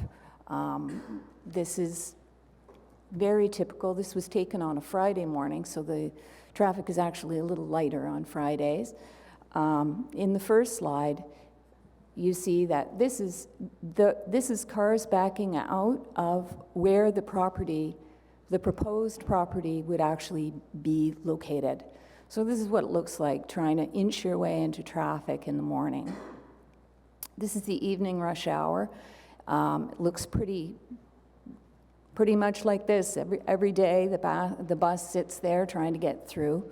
In 2018, a woman slipped and fell at the bus stop, and it took 20 minutes for the ambulance to get down the street because the traffic was backed up. In terms of public transit, Fisher is served by the 86 bus route to Tunney's Pasture. It says in the proposal that it takes 12 minutes to get to Bayview. The 86 doesn't go to Bayview, it goes to Tunney's. It takes about 15 minutes to get to Tunney's. I work in the downtown area, and the average commute is about 45 minutes. The people who don't work downtown don't bus from this neighborhood. The buses are extremely unreliable. They often pass full in the mornings. If you don't get out there early or a little after rush hour, you're watching those buses just steam on by with packed to the doors. Weekends and evenings, buses are extremely unreliable. We know it was in the news this week. There are over 230 no-show buses. We're leaving people waiting at stops. And the 86 route is no different. As to the bus stop, the arrow shows there's some people waiting at the bus stop. That's where you wait. You wait standing in the bike lane. Great place to wait for a bus. And the bus stop, as you can see, there's no real sidewalk in front of the bus stop. So you kind of just have to stand around in the bike lane hoping you don't get squished. These are not great incentives for people to use public transit. So I think we can assume that a good portion of the tenants who live in this building are likely to have cars. Not a Main Street neighborhood. The closest grocery store is a 40-minute drive away. And what they're providing is 22 parking spots and 4 visitor spots for the 38 units.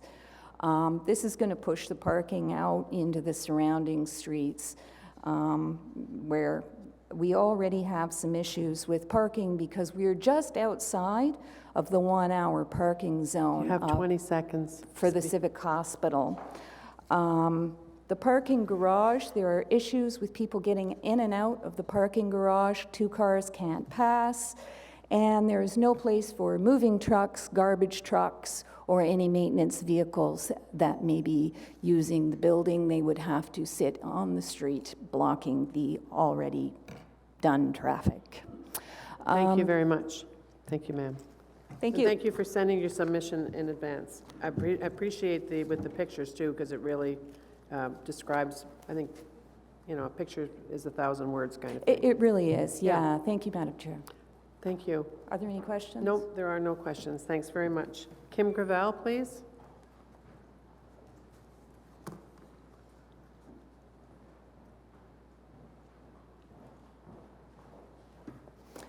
Hi. Hi. I live at 971 Bakervale Drive. Do you have a presentation too? Oh, yes. Sorry.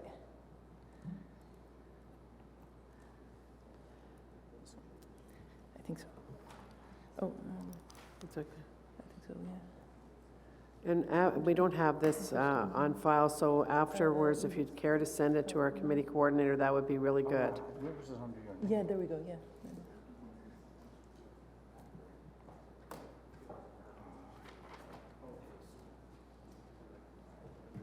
Okay, thank you.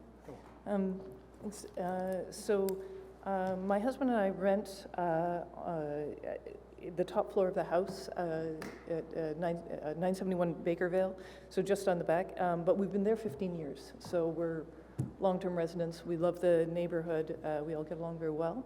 And he worked up some images. So this is our back window and what it looks onto currently. And he used the drawings and all the information to create an image of this is what it would look like. And that's accurate, and even he lowballed it a little bit just to make sure he didn't exaggerate.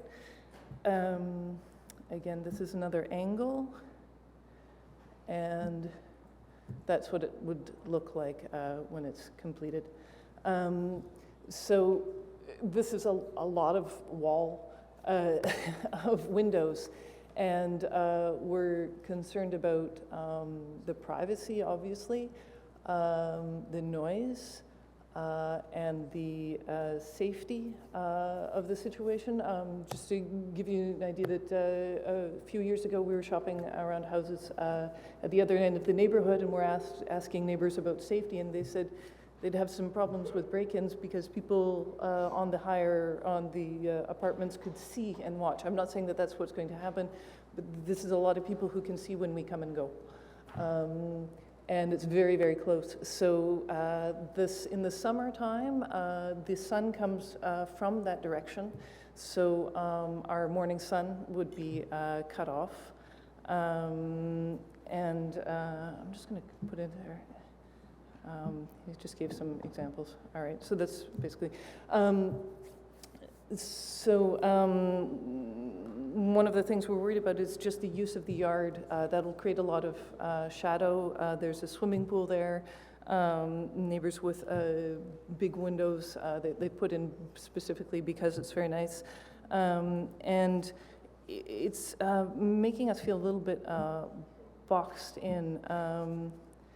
This is another thing that was put in on the corner. So it's creating kind of this box of walls of buildings. I'm worried about noise, partly the construction noise. And I know that's temporary, that's what happens. But the bigger the building, the more noise, the more it'll take. And of course the noise of the tenants, that's a lot of people and cars starting and that kind of thing. So, yep, that would be, thanks. Thank you very much. Councillor Brockington? No? Good, thank you. Thank you very much. Thanks.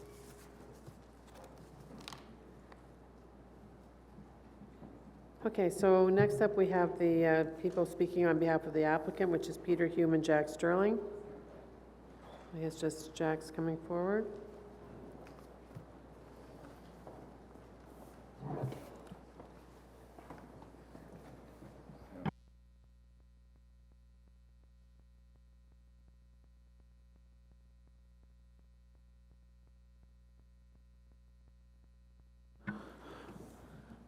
Thank you, Chair Harder and members of committee. It's a pleasure to be here today. This is an exciting project that we've been working on with the community for over 2.5 years.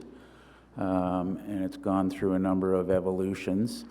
And I think you'll agree from the elevations and design you've seen that we've done everything we can to accommodate the community, the principles of the official plan, the streetscape, etc. We're dealing with 2 3-story buildings, and I think it's important to note that they're just slightly over 9 meters in height. the vast majority of the city's R1 and R2 zones allow 11 meters in height. So we're well below standard city heights for wood frame low-rise construction. We're a bit of an anomaly in that we are a quote-unquote mid-rise apartment. As I say, 3 stories. The ground floor is all tuck-under parking, so there is no at-grade visible parking on the site at all. It's all been put under the building with one access, so we're limiting the accesses to Fisher as much as we can. The zoning bylaw is actually the proposed zoning standards are actually being tailored because, as I say, this is a rather unique design. In many respects, it fits the R2 categories, but because it's a low-rise, it's being put in the R4 category. And many of the standards that are being revised in the R4 exception zone for this relate back to R2 standards in terms of side yard setbacks, front yard setbacks, height. There was a comment about increasing the height of the parapet by a foot. The reason we're doing that is because now that we're lower, in order to better hide units, air conditioning units, etc. on the roof, we wanted to raise the parapet another foot so that we could visibly hide that. We've worked, as I say, very closely with staff. We've actually had 3 lead planners on this file since we started. We worked very, very closely with the councillor's office, and I'd be remiss if not thanking the councillor for his time and his efforts with his staff on this application. We're fully support of the staff presentation and recommendation, and I'd be pleased to answer any questions you might have. Yeah, I just have one question. Did you have a question too? I just wanted to say, I mean, you have, aside from your presence here today in this regard, you have a lot of knowledge of planning in the city of Ottawa, some parts more than others. Would you say that this community is going to see a greater renaissance than many that we haven't seen start yet? I think as we're seeing through what we saw on Monday and how the official plan is proceeding and the growth that is being forecast and the intensification, we are going to see the evolution of communities. And I think this is an interesting one. I was not very popular in the community when I made this statement, but historically this community boundary was the center line of Fisher extending to the west into the community. What is happening, I believe, in this community and several other communities is those units and those properties that front onto Fisher are going to evolve into a different component of the community, and what is seen as more the quote-unquote standard community, historic community, is really starting from the rear line of those properties fronting onto Fisher, going back into the community.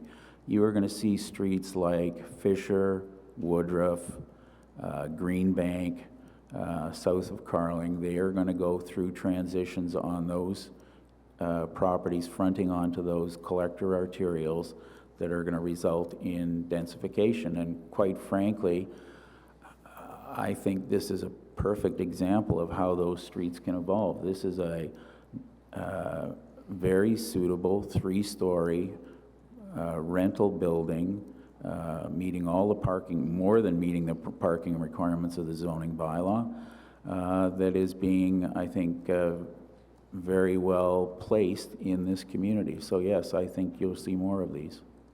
And I think you'll see communities evolve to this. I think Fisher, from Carling right down to the south end on where it meets the park, is going to go through this transition. Yeah, the only reason I raise it, Councillor Brockington, is because, you know, I think with the Eastern Ontario Trauma Centre and proximity to that, but not just that. I was on Crerar yesterday. I go around this community on purpose many times. It was a place, I was one of the first people that ever lived on Kingston Avenue.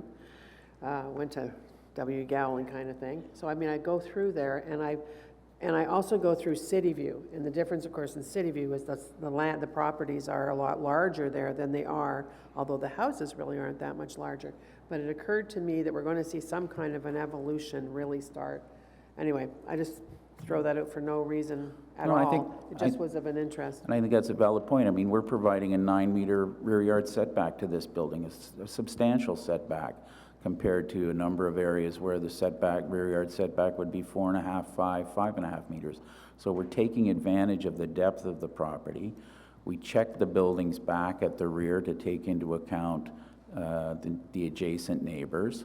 We don't have any balconies across the rear for that reason as well. We're creating a very passive 9-meter rear yard space that doesn't have any parking. It will be landscaped open space. We think we've integrated this building in many respects into the community extremely well. Thank you. Councillor Brockington? Thank you, Madam Chair. Thank you to Mr. Sterling for coming as well. And I agree with the sentiment that Carlington, like many other communities, will be going through a transition. It's already started. We've seen a number of very high-density buildings at Westgate and the Travel Lodge and Embassy West. That corridor is going to be in thousands of new residents added over the next 10 years. And I accept, like our delegations today, smart, compatible development. But we don't do it blindly. We take each application on its merits, and we weigh each and every application on its merits. My issues with the application really deal with the site plan that I'm going to direct to you today. Obviously, I have questions for staff in a minute, but both delegations today and the written comments for those who couldn't make it today have raised concerns about the location and type of the HVAC system, the location of the garbage pickup, privacy issues that we've heard, so whether we can deal with fencing or trees when we get to the site plan, you know, how maintenance vehicles other than garbage pickup will be able to access the site and not block traffic or impede residents from coming back. Do I have your commitment that when we work on the site plan together that we will be able to come to some terms on the issues I've just raised? First of all, yes, you do. And second of all, through this process, we basically site planned this site as we went through all the permutations and combinations and adjustments to the building and its location and its design. And I am more than confident we can address all those issues. And I'm not saying I disagree with the issues I've listed. I'm just articulating what I've heard, and I think some refinement can be discussed between us. Thank you, Madam Chair. I do have questions for staff. I just want to note that. Thank you. Anyone else have questions for Mr. Sterling, for the applicant? No? So questions, thanks, Mr. Sterling. Thank you very much. Thank you. Oh, wait a minute. Do you have questions for Mr. Sterling? Okay, Councillor Brockington had questions first of staff. Anyone else have questions of staff besides Councillor Leeper? Okay. Okay, so they're going to do wrap up at the same time then? Questions and wrap up. So questions and wrap up for you, Councillor Leeper, please. You're a scholar and a gentleman, Councillor Brockington. So I get this. You know, the edges of communities, we're taking a look at the official plan, at those becoming denser, and this is 55 meters across in total, frontage? I'd have to confirm that. I don't have that number right in front of me at this time. Okay, it should be roughly 55 meters. So it's approximately 3 of the lots in Hintonburg, and I believe it is 3 lots. Is the R4N, is that one of the junior R4s, or is that a senior R4? The R4N is a R4 zone that's currently used in other areas that are close to the site, and that is why it was chosen, as it met most of the criteria, except for a few of the side yard setbacks. So that's why it was chosen. What is the maximum density for an R4 lot, for an R4N? Again, I don't have that information right off the top of my head. I'm sorry. Okay. So I'll leave aside the performance standards then. One of the things that I think is going to be important to do, and it's just a comment to staff and to the councillor and to the chair as well. This corridor is going to see intensification pressure. And developing a vision for it is going to be important. The edges of our communities are going to get denser, but that should be proceeding according to plans that are transparent and defensible and known in advance, so that residents can make decisions about their properties. So I would urge a secondary planning process for this neighborhood as soon as feasible, because it is going to come under pressure more and more over the next few years. Thank you. Actually, while you were talking, I checked out the walkability of this address. First of all, to the new BRT on Baseline, I just put in Lone Star. And then to the Holland and Carling on the other side. Farther, certainly almost 20 minutes to walk to Lone Star, but only 10 minutes to walk across the street, which you would get a bus closer. So this is going to be an enviable place. And then again, add the this Eastern Ontario Trauma Center, within 10 years. So you're right on with what's going to happen. The rentals are going to be important. The bus service is going to be critical. I'm downstream of this on the 86, and it's in the 20 years that I've been catching the 86 at Holland and Wellington, it has just gotten harder and harder and harder. So I hope that as we intensify along Fisher, that our transit staff are looking at opportunities to improve the transit from, because it's a straight shot down to Tunney's Pasture and the LRT station. If the 86 is working well, it's a fantastic transit environment. The 86 has gotten pretty creaky over the past 5 years. So just a few years ago, and I think it was when Councillor Brockington, you were elected, but it might have been when Councillor McCrae was, there was an application just to the south of this? Still going, man. It still is? How many stories is that one? Can you turn on your mic, please? Because I'm going to you anyways as soon as you... Well, the 1110 Fisher, which is about 3 blocks to the south, is now on its 4th version. We approved zoning for that, 9 3-story or 4-story houses. That's now looking at a 9-story apartment. A 9-story apartment building, yeah. So anyway, thank you very much. So go ahead, anybody else? Councillor Brockington for questions and wrap up. Thank you, Madam Chair. Just to staff, a number of questions. So the land is currently zoned R2F, and you're recommending R4N. Why the jump? Why not R3 with an exemption or an exception to what is being proposed? If the community is concerned about over-intensification along this corridor, why not have a less dense type of classification? I know there was that discussion with former file leads and with the community association and with the developer in terms of keeping it even potentially an R2 with an exception, but it was felt at this time that it should be more representative of what's actually being built, and we didn't want to kind of gloss over the details or the specifics of what was happening, and we wanted to be transparent in terms of what was going in on that site, and felt that the R4 was more of an accurate representation for that. Again, the fear is that if you keep it R2 or even R3, that's the message, that's what it's zoned, and we can make an exception for one particular property or development, whereas if you start to see as a prospective new owner or developer that you now have R4 sprinkling down the row, people start thinking, oh, this is going to be potentially acceptable. So I'm just reinforcing a fear that exists. The report talks about this being compatible with the neighborhood. Carlington's a very large neighborhood, very mixed use. That's not the same as compatible with the abutting neighborhood. Again, those are concerns that people have, that you have a unique and similar dwelling type in the abutting perimeter of what's being proposed, which is different than Carlington in general. Carlington's a massive community. So again, I just wanted to reinforce that subtlety as well. One of the concerns that came up at some of the public consultation nights, and one of the written reports, again, from someone who couldn't make it, was groundwater, and concerns about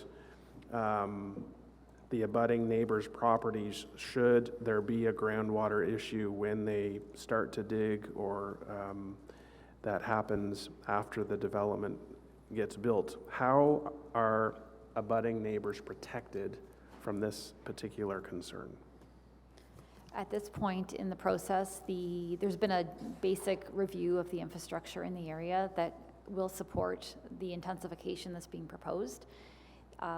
Further detail will be looked at once the site plan application has been applied for, and it'll be through that process and through conditions on the application that will ensure that neighboring properties are protected. And just to confirm on the record, the site plan has not been filed yet, is that correct? That's correct. Okay, good. In the staff comment, I did provide comments that I was generally supportive of this development with some reservations. I was reinforcing concerns that members of the community have raised. There's definitely a traffic and transit issue that we have along Fisher. It's one lane in each direction. I do not support widening Fisher in this location, but I will say I'd rather have this development on Fisher than within the community, because the people who are going to be driving are going to be forced to take Fisher and not go through some of the local streets. So that's one minor advantage, but I do think that the concerns that have been raised are legitimate. And again, as Mr. Sterling sat there, I asked him about some site plan issues that I will be pursuing when the site plan comes to our attention, and that, again, I will reach out in the public and engage the public and get them involved in the site plan, because I think that's where we can have some impact as well. Shadowing was raised. Is there a legitimate shadowing issue given the height of the building? A shadowing study was not required for this building due to its height and the fact that there is quite a generous rear yard setback, as Mr. Sterling mentioned. It's a 9 and 10 meter setback from the rear property line, which goes above, I think, almost any zone for a rear yard setback in the city, which is typically about a 7.5 or less. So, I mean, there may be some shadowing, but it wasn't enough of a height increase to require the study to be done. And staff confirmed that that won't be an issue. Ms. Gravel had the pictures of her backyard and a pool. Will that pool be impacted, for example, or can I have staff just look at that further? Site plan. Madam Chair, the maximum building height in this case is about 9.75 meters, and the rear yard setback is 8 to 10 meters in the range. So if you do the calculations, you're almost meeting the 45-degree angle within the property, plus the rear yard of the adjacent property and the fence on it. So it's not a concern in terms of shadowing. Okay, thank you. So just to wrap up, yes, I acknowledge that there have been and will continue to be a number of projects in Carlington. I recognize that Fisher more or less is on the outside perimeter of the community, and Fisher will see its share of pressures going forward. I do want to acknowledge that the proponent has made some changes, that the height and the number of units has been decreased, for which the community is thankful. But the abutting neighbors do have some legitimate concerns that for them are outstanding, some of which we can address through the site plan. So with that said, I will be voting in favor. I do believe it's important to send a signal that we don't want 9-story towers on Fisher, like the one that we have in the south. 3 stories may not be acceptable for all, but it's certainly better than some of the other developments that we've seen. There have been some changes here, which I appreciate, and will continue to work with the community and the developer on the site plan issues. Thank you. Thank you. Okay, so on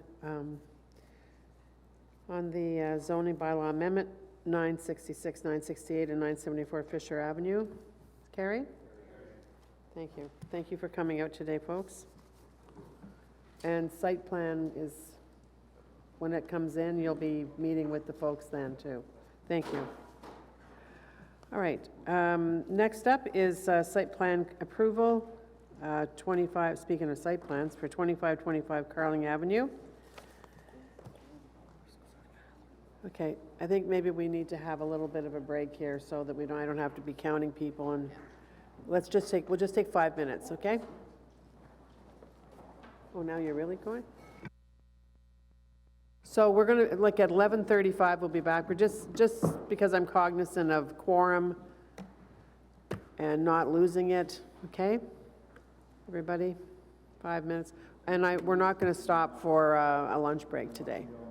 For those people in the audience, we're not gonna stop for a lunch break, so hang around.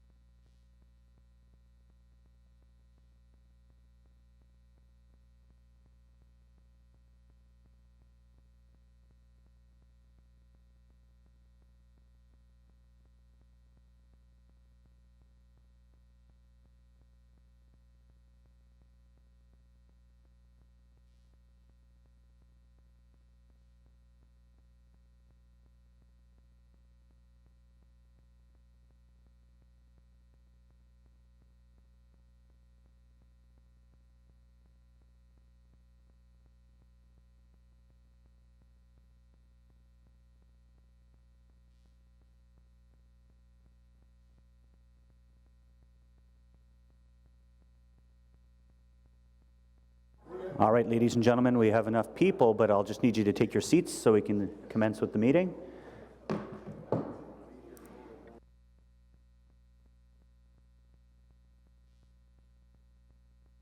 All right, ladies and gentlemen, we're on to the next item on the agenda, 2525 Carling Avenue.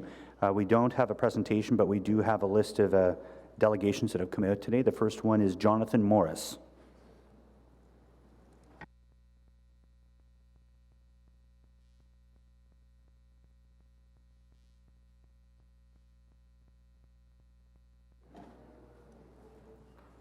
Good morning, Mr. Morris. You have 5 minutes. Do you have a presentation that goes along with this? Great. We'll get someone to assist you with making sure the presentation is loaded correctly.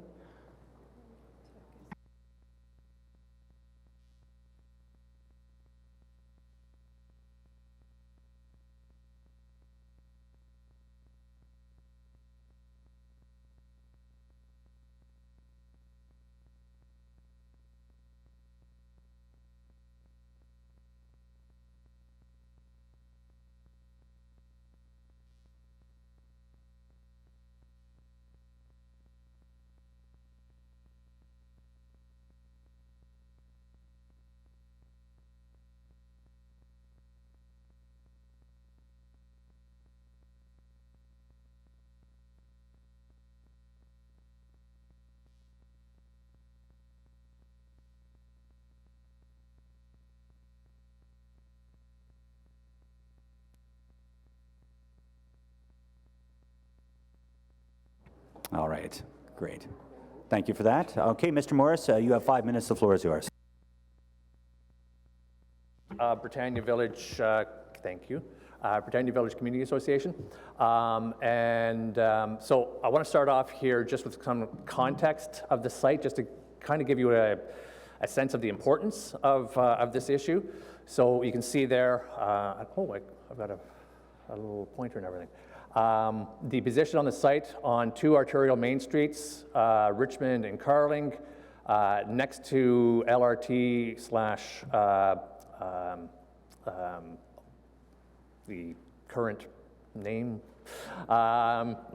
the north-south bike pathway, east-west bike pathway, and there's also the Carling transit corridor ends at Lincoln Fields here. So this is a really important area. It's actually the second largest undeveloped property on the LRT system. And so I want to talk about the importance of this location and why it's got to be done right. So,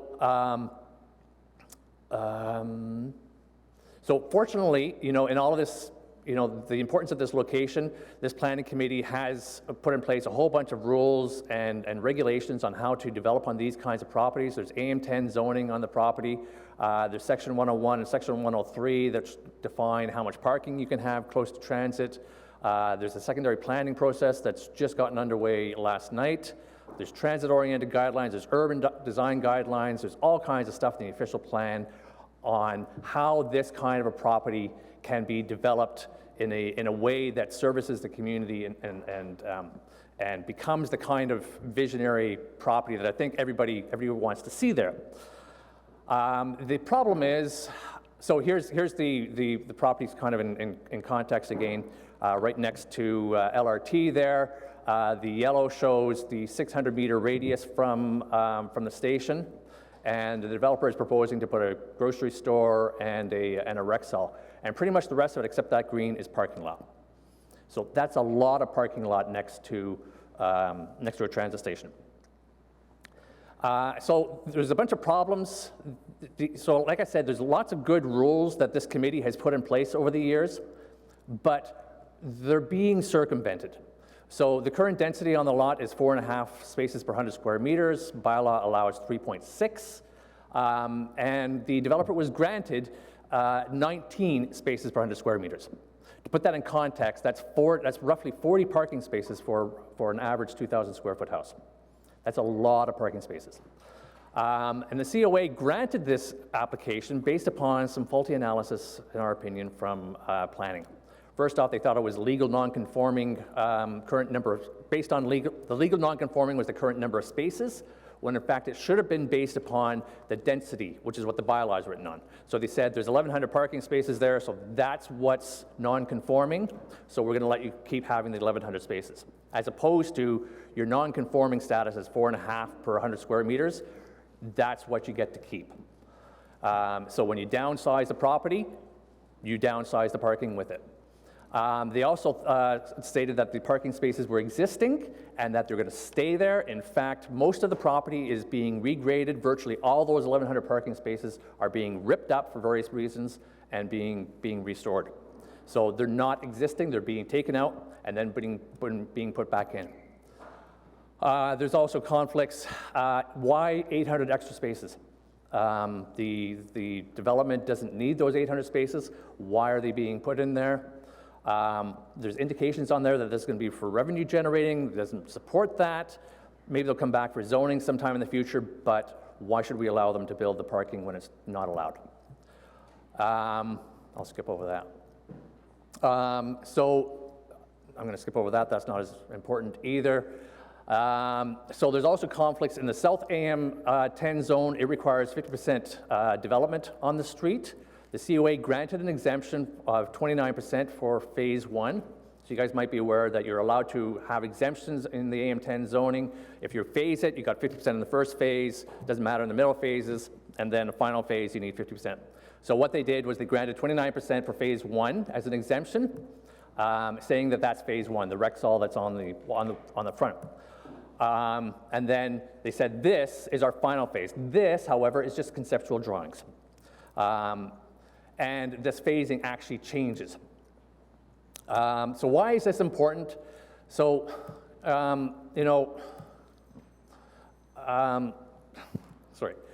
why is this important? It's because you put in place these big rules, it's important, and there's all these things that are going around. Sorry. Thank you. Yeah. Thank you. Councillor Leeper. Why is this important? Just so you know, you get time for that too, though. It's not like forever and a day. So this is important because these little cracks and crevices that we find in the rules that you passed. This is how we end up with what is effectively this would fit a development in 1970s on Maribel. This is how we end up with that, when in fact the rules say, and the intentions of all the rules that you guys have been putting in place is, let's have a vibrant, high-intensity development on this lot, not a suburban, low-intensity development pushed back from the street. Thank you. Questions? Councillor Capano. Thank you very much, Jonathan. I appreciate all the work you've put into this. What would you say the top concern is? Is it the parking? Can something be done? Would you prefer to see it greened, for example? I don't want to presuppose what should be there. You've already got the rules in place for what should be there: transit-oriented development, urban design guidelines. I don't want parking there, a ton of parking, and that hasn't been specified as the use for that. So if the developer wants to put parking on there, then sure, let's talk about that. Let's zone it appropriately. Let's do the transit studies that are associated with that. What I ultimately would like on that, that's going to be up to the secondary planning study, and there's lots of public input that will go into that. What about the connectivity to the transit? Is there anything here? Yeah, so basically we've got a parking lot, right? And we're forcing everyone kind of to the north and west of this property in order to get to LRT to walk through a parking lot. This is clearly a property that's been designed for cars. We're investing billions of dollars to put LRT there. We put bike paths there. We're putting an arterial main street here, along here. This is designed for cars. Like I said, this is designed for 1970s environment. Thank you. So that's the top priority, is the concern. And the grocery store. you were talking about that in terms of its positioning. Yeah. Is that a concern? Yeah, so the grocery store, would love to have a grocery store there. We've already got a grocery store there, and it's well used in the community. But you have to wonder why in that position. If I can go back for a second, that's a big frickin' lot. There's all kinds of places they could have put that grocery store. Why put it in the middle there? Why design with outmoded planning ideas? Why put it in the middle? There's lots of other places to put it there that will abide by the intent and the letter of the bylaws that you guys put in place. Well, actually, at some point, the applicant's coming up, and the architect, so we can ask them that question. Thank you. Thank you. Thanks very much for, Councillor Leeper. Sorry about that. No, that's okay. So as you know, I have significant sympathy for you. My vote on site plan is ultimately going to come down to an understanding from planning and legal as to whether or not they're proceeding with a legal site plan. But if I understand properly, I don't think the Metro belongs in the middle of the lot like this. We're trying to make either Carling Avenue or Richmond Avenue a more pedestrian-friendly environment. Putting that significant retail activity up against one of those streets would be better urban planning. Where would you prefer the Metro go? I would prefer the Metro go on street front, Carling or Richmond. Yeah. And their commercial considerations can decide which side. I definitely would not want to see that parking, that Metro parking, right next to the prime location for LRT. That's like the best location on that lot. That is the location that should have the highest density on the lot. So is the worry, so one of the considerations that we're going to have today is this a transitional plan as they move towards fulfillment of what I think, and I'm sorry I couldn't come out last night, but I'm curious to see what that secondary plan looks like. But this is transitional. What is the concern here? Is it that parking is going to remain when they start filling the lot in with the taller, denser mixed-use stuff? So it's great that they're promising lots of wonderful stuff in the future, and they've got beautiful, well, actually not that beautiful. There's sketches on the back of a napkin of what this could look like one day. This is what they're asking for right now. Sometime down in the future, when economic conditions change, they'll do something else. And will it be that napkin sketch? Sure, it might be, but this is what's being approved.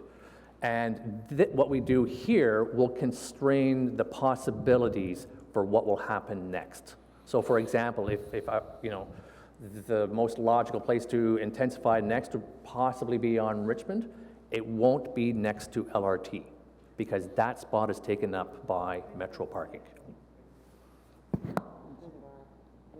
Yeah, but just because we don't have that before us and we're not the applicant, and he's not the applicant, other people are going to speak are not the applicant, councillor's not the applicant, we don't really know, but those are great questions to ask the applicant in case they might know, like Rod Leahy's here and people are going to speak and to ask them those specific questions. But I'd like to understand the community's concerns so that I can ask the applicant as to whether or not we can address those concerns, recognizing that this is all site plan today as opposed to a rezoning. Ultimately, we want something that meets the bylaws and zoning on this property. We want it to be AM10, meet AM10 requirements. We want it to meet the parking requirements. And I'll have that question for legal in a bit.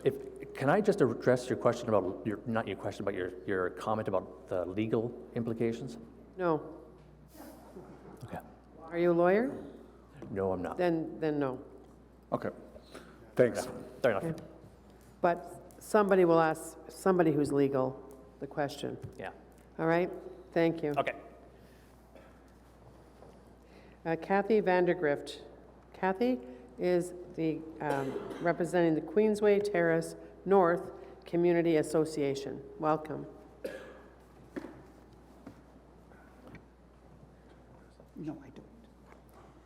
And again, we don't have your, and I'm not criticizing, I'm just saying, after you're finished, sometime today, if you could share that, your presentation with our committee coordinator, then all members of council will see it before council.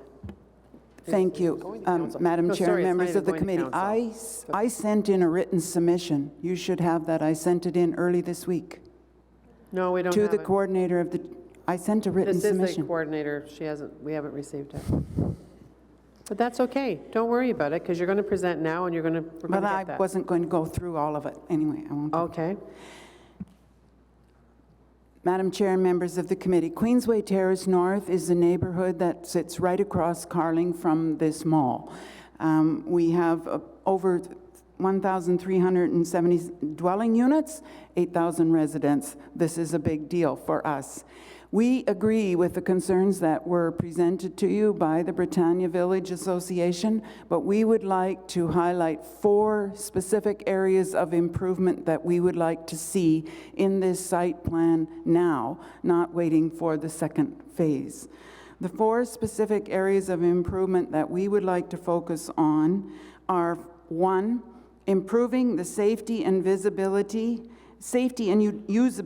for pedestrians through this site, through having wide, visible, direct pedestrian walkways with lighting that can improve access and security between the internal uses on the site. This is a primary area of access for our neighborhood to get to the existing Lincoln Fields Transit Station, and it's not a friendly area to walk right now. So we would also like to see pedestrian safety zones to cross those parking lots on the west side as well as on the main entrance. To ensure that sidewalks or marked pathways are wide enough and developed to accommodate parents with young children in strollers, persons in wheelchairs or using walking aids, persons with shopping bags on wheels. In other words, we want to be able to use this mall for pedestrian-oriented. And right now, our residents say we drive to because it's too unsafe to walk there. The second area is to improve safety and ease of use for cyclists through the site by adding clearly defined bike lanes within the property. There is one marked lane along the east side, but we would like to see safe biking connectivity across the site so that we have access to neighborhoods across this site and to the public parks along the river. That can be accomplished with dedicated bike lanes along the main entrance from Carling and along the Croydon entrance. The third area would be to require that the greenscaping and tree planting planned for later phases be done during phase 1 to contribute to a more healthy environment for local residents. The city's stated policies in the official plan, which we listed in our written submission. I'm sorry you don't have those. And the recent declaration of a climate change emergency. The fourth area I would like to highlight is Carling Avenue. In this area of Carling Avenue, the transportation it's over capacity during peak hours already, and the rate of pedestrian accidents is very high. The city, in our view, should be doing everything to reduce auto-oriented development and not approving excessive parking lots in this area of Carling Avenue at this time. So making the space more friendly for cyclists and pedestrians would be in keeping with the official plan policies and also address some of the issues around Carling Avenue. In closing, it seems inconsistent to us that the city would approve an excessive amount of parking space at this location at this point in time. At the same time as in our neighborhood, we are facing push from the city for plan after plan that replaces individual homes with up to 8 units with no parking, and we're told that our concerns about parking on very narrow streets with no sidewalks are not legitimate because we're close to transit. Intensification seems to mean different things at different times. Here is this site being allowed to proceed with excessive parking with no time limit on that, while our neighborhoods are being crunched. It doesn't make sense to us. Thank you. Thank you very much. Councillor Kavanaugh. Thank you very much, Kathy, for coming out today. And your presentation has been forwarded. It got sent to me, but it wasn't copied to the clerk, so they've got it. Sent there. Yeah. Your priority is the walkability and cycling through the lot. Is that what you're looking for as a primary? Yes. We think that if you improve the pedestrian components and the cycling components, it will also reduce the sense of this being a major parking lot with auto-oriented development only. We don't want to attract more cars onto Carling at that space. So yes, it's improving it for pedestrian and cycling for use by our residents. That is their preference. We have a higher than average percentage use of transit users who need to use that to get to the LRT station. And we have people who want to do activities with cycling and walking. But if you do that, you also decrease the auto-oriented shape of them. That's our goal. Yes, and that includes the connectivity to the transit station. Is that what you're talking about as well? Connectivity between our neighborhood and the Lincoln Fields bus station as it is now is extremely important, and it has to go through this site. We have to cross Carling Avenue, which is very unsafe right now, and we have to walk along what is a desert right now in order to get there. So if you want to encourage transit use, we need to have something better in that neighborhood. Thank you very much, Kathy. Well, those are really good comments about the connectivity that exists today, because I can tell, like personally, in order to get to Barrhaven, I have in the past, for example, taken advantage of a colleague who's driving out to Canada and have him, Councillor Hubley in a more recent case, drop me off somewhere close to Lincoln Fields to go down into the transit system to get on one of the Barrhaven buses. But you know, ideally, I would feel safer if he was able to pull into the mall, and then I would have a safe way to get there. But it just isn't. So no, definitely, that's something that I am sure that, I mean, I look at Lincoln Fields as being, and it used to be called Lincoln Heights, right? When did they change that? I don't even know. I think it was Lincoln Fields, Lincoln Heights, Lincoln Fields. There's a community called Lincoln Heights behind it, but yeah, this has we always used to been call called it Lincoln Fields no, Mall. not in the 70s. Okay. It's only I'm old. And I guess honestly, I just want to highlight, we're concerned with the interim. My point is that this is a very important hub, absolutely one of the most important hubs to our entire transit system. So it's really, really important that as it fills in and as it has the connectivity, that it actually works, that it absolutely works. And may I just highlight in terms, we have had fair discussions with the proponents, and I think there's some agreement on the long-term plan, but this interim plan is going to be there for quite a while, and we think we want to make it the best we can right now, not just wait for some long-term plan. Yeah, well, we deal with what we have before us, and thank you for raising that, and it's important because we'll see what we can do. I certainly know what you're talking about. Thank you. Anybody have any questions? Thank you very much. Next up is Ian McCallum. Hi, Ian. Haven't seen you in a long time. I was wondering if it was you. How's Stephanie? Better. Good. Oh, you'll have to tell me after. I don't know what's wrong with her. So, okay. Ian McCallum is the director of the Wood Park Community Association, and a former excellent staffer here at the city. Well, unfortunately, that past knowledge has now dragged me out of my foxhole, and I'm now participating in my community at too large a rate.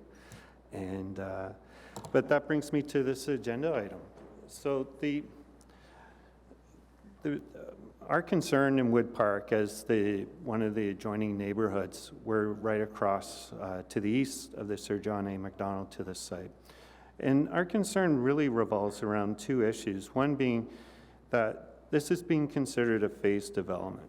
And within this phased development, the phasing and the ability to deal with the legacy issues is really important. But the challenge is that the transit-oriented development guidelines and the urban design guidelines for arterial Main Street are both being discarded.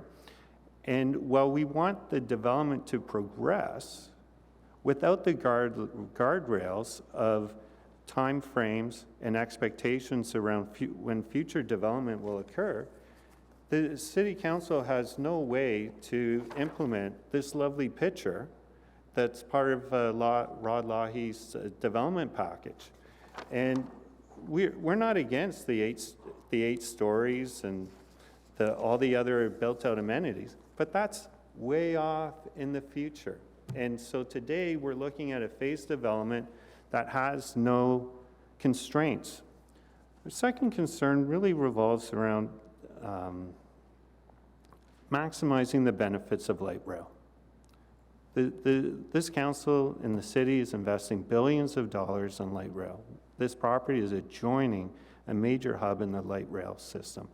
And to date, really no progress has been made around a pedestrian bridge. The previous mall owner, there were discussions and he balked. And that's well before Ryocan's day in the neighborhood.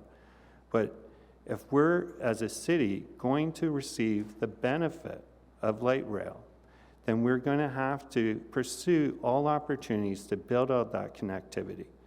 And, you know, God willing, Ryocan will get their multiple towers into that site in a progressive manner, and there'll be a lot of both employment and residential existing in that site. But it's going to, their connectivity to the light rail will be coming off the site to the north, going along Carling, trying to cross the Sir John A. Macdonald entrance and exits, going through the wind tunnel that is it is immense. The storms that come out of Britannia Bay and whip down that east-west corridors or Carling and Richmond are immense. And then you're going to be fighting, you know, the noise and the lovely street ambiance of buses and cars and all the rest on an incredibly busy arterial road. So my hope is that some of this is going to be done over time, but our hope at Wood Park is that we will get a pedestrian bridge at some point, that there are a number of mechanisms that can be utilized within this council's grasp to get some of that stuff implemented. And we can have a site in, say, 15 years' time that is built out and has lots of people living, working, and is adding much-needed amenities to this broader community. So I'll just leave it there because it's going to be a long day and we're going to be repeating ourselves at some point. So, thank you, Ian. Councillor Kavanagh. Yes, thanks you very much, Ian, for coming out today. What would you say your top concern is with the site plan? The problem with the site plan is that it becomes a static element. You're dropping a 1970s mall to put in a 1990s box store complex. And while there's, as I say, there's tremendous visioning that Rod Leahy and his firm has done as far as the future, those are not really part of this implementation package that's before you. And if you had that with some time frames and benchmarks, then it could be built out. But I will remind this council of its already previous existing decisions concerning the transit secondary plan for Cleary and New Orchard that generated a number of development sites, one tower is being built and 3 applications are in process. And we're currently going through the transit secondary for Lincoln Fields, which could generate a number of other development sites on Carling. So we're creating a space with a lot of competing development towers in a 2.5 radius or 2.5 kilometer radius to this site. And this might be the best location for the most intensive development in the short term. But we're going to have all this competition. Land economics will figure it out. Thank you very much, Ian. I particularly of course, of interested in the connectivity myself. Just saw a presentation yesterday from Queen's University planning students who were given Lincoln Fields as a project, and one of their solutions on this was to build, take the Carling Avenue Bridge and make it into a Ponte Vecchio type bridge with stores on it. It was pretty cool. Definitely they saw that as an issue. So thank you very much. Thank you, Councillor. Thanks, Ian. Nice to see you again. Nice seeing you. Alex Cullen, President of Belltown Neighbors Association.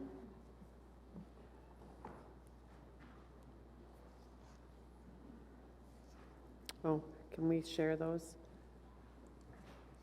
Melody? Okay.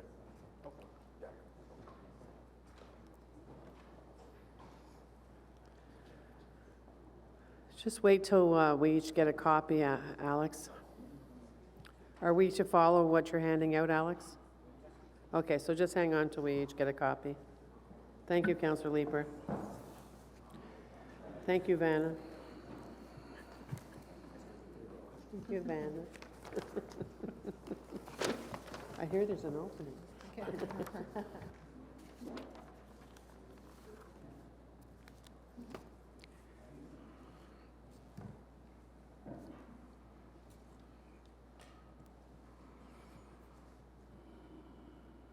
The suspense mounts. We're good. Good, thank you.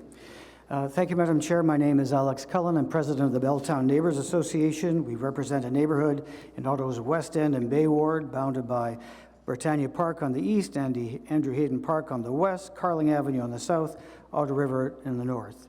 For the past 2 years, our association, along with 5 other neighboring community associations, have been preparing for the redevelopment of Lincoln Fields Shopping Centre. We were before this committee a year ago, April, to ask for a secondary planning study for this 6.4 hectare site. Given both the scale of redevelopment and its proximity to the current Lincoln Fields Rapid Transit Station, future LRT station, your staff recognized the potential for the site for redevelopment consistent with the city's transit-oriented development guidelines and included it in its 2019 work plan, which you subsequently approved. That secondary planning study is now underway. As mentioned, its first open house was just last night. Our community has been preparing for this planning study for over a year in Belltown. We've conducted a survey amongst our residents, provided updates for our community through our newsletter, linked up with the other 5 community associations involved with the site, met with the developer and the city council regarding the future of the site on a number of occasions. It is a site with great potential, particularly being so close to the future Lincoln Fields LRT station. All of us accept that there will be dense residential development here, similar to the Westgate plan you previously approved, with nearly a dozen high-rise rental towers with mixed uses at grade, accommodating potential 3,000 new residents to the site, all within walking distance to the LRT station. We are pleased to see that the Metro store, which has served our community for decades, would remain. We are looking forward to taking advantage of the city's urban design guidelines, the city's transit-oriented development guidelines, and arterial Main Street guidelines to create a walkable, cyclable, transit-friendly community with convenient retail uses and public spaces, accompanied by fresh landscaping as a relief to the acres of asphalt that are now there as part of the secondary planning process. So why are we here today? Because this site plan compromises that secondary planning process through placing a 2,600 square meter single-story grocery store smack dab in the middle of this site. It's not what the official plan intended for this site. It doesn't adhere to the principles of arterial Main Street, and it creates a visual blight for the 11 or 12 residential towers that will ultimately surround this one-story building with an asphalt roof accompanied by heating and cooling machines. According to the city's official plan, the Lincoln Fields Shopping Centre is designated as an arterial Main Street. That's in Schedule B of your city official plan. The official plan encourages intensification along Main Street, in this case Carling Avenue and Richmond Road, through the implementation of more compact forms of development, encouraging a lively mix of uses and the promotion of a pedestrian-friendly environment. Main Street corridors are strategically located on the current or future rapid transit network, in this case the LRT line going through the nearby Lincoln Fields station. The predominant characteristic of a Main Street designation is the location of buildings fronting the street as part of a pedestrian-friendly environment, an attractive streetscape, and location of parking either underground or behind the development. Transit-oriented development guidelines apply here, as the site is within 600 meters of the Lincoln Fields Transitway Station. These guidelines encourage the reduction of parking, in part to reduce conflicts between pedestrians and vehicles that are seeking parking, and in part to take advantage of the ease of access to rapid transit. The transit-oriented development guidelines actively discourage development that is oriented towards users arriving by automobile, impeding pedestrians and cyclists. That's guideline number 2. The TOD guidelines reinforce the arterial Main Street principles of locating parking at the rear of the building, TOT guideline 35, and recommend that parking lots and internal roads are designed to minimize the number of vehicle crossings over primary pedestrian routes, TOD guidelines 38 through 9, 41. Deliveries are not to cross parking areas and pedestrian cycling routes, TOD guideline 43. Air conditioner compressors are supposed to be enclosed or screened from public view, TOD guideline 54. The placement of a grocery store in the middle of this site does not meet the intent of the official planned arterial Main Street designation here, nor the principles contained in the city's transit-oriented development guidelines, and it compromises the secondary planning process that's just begun for this site. We ask, therefore, our primary ask here, that this site plan be revised to locate the grocery store either along Carling Avenue or Richmond Road, consistent with the arterial Main Street designation, and that the excess parking provided in this application be replaced with grass. Thank you, Madam Chair. Sorry, be replaced with? Grass. The green stuff that grows from the ground? Oh, grass. I thought you, never mind, I won't even tell you what I thought you said. Doesn't bear repeating.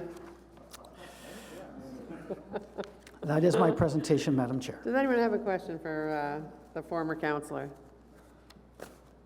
I'm not. Councillor Kavanagh. Thank you very much. My question is, if you could just sum up what your top concern is on the site plan. One of the things that I see is the disconnect. This is the theme that I'm getting from regarding the transit station and the site. Could you elaborate on, on the concerns on that? So, yes, the location of the grocery store in the middle of the site means that you're going to be attracting all kinds of cars traversing the site to get to that store. And it conflicts with the pedestrian flows that come from these buildings, that come from the neighborhood, going towards the transitway station. These are items listed not only under the TOD guidelines, but as I've referenced in my presentation, also the Main Street guidelines. The arterial Main Streets want to reduce those conflicts, whether it be cars coming to go shopping and people living there trying to get to the transitway station, or deliveries that have to come through the site to get to the store, again, interfering with pedestrian flow. It makes far more sense and is consistent with your arterial Main Street designation to have that store, along with the other stores, fronting either Carling Avenue or Richmond Road, and that way reducing the conflict of for connectivity, whether they be pedestrians or cyclists, getting to our major transitway, LRT hub at Lincoln Fields. It's just, and can you imagine those 11 buildings looking down on this asphalt roof, this huge, it was a one-story building, huge asphalt roof. We actually asked for, can we get it green? Apparently there's resistance to that thought. But that asphalt roof with its cooling units, its heating units, why would you ever have that, it's going to be there for over 30 years, in the middle of this prime development that the city's going to use as this is what the good urban design should be when you're accessing a transit station? No, it's not in the middle of this. Not when your own policy says that future development for the site should be arterial Main Street, because that's what the official plan designation is.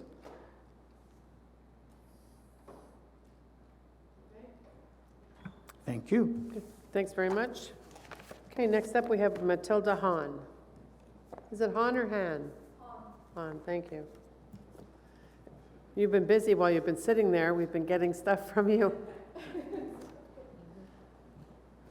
Not good at getting things done ahead of time. I'll make sure that our committee coordinator gets them. You have been? Okay, good. Perfect. Whenever you're ready, 5 minutes. Thank you. I'm just waiting for my presentation. It's Lincoln Fields NSMR PPT. Yes.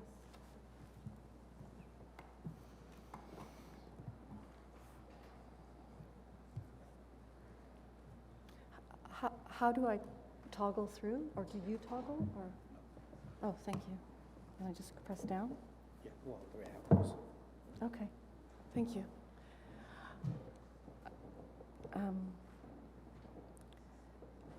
Councillor Harder and fellow Planning Committee members, thank you for listening to me today. This is an incredibly important site, as you know, and I am a resident of Bayward and passionate about planning. I'm an engineer and a designer, and I'm super excited about the official plan and all the rules that you have put in place to make this city much more walkable, even though I'm addicted to my car like everybody else. I'm looking forward to good planning, and I think that we need good planning for high density. There are two glaring errors in this development application.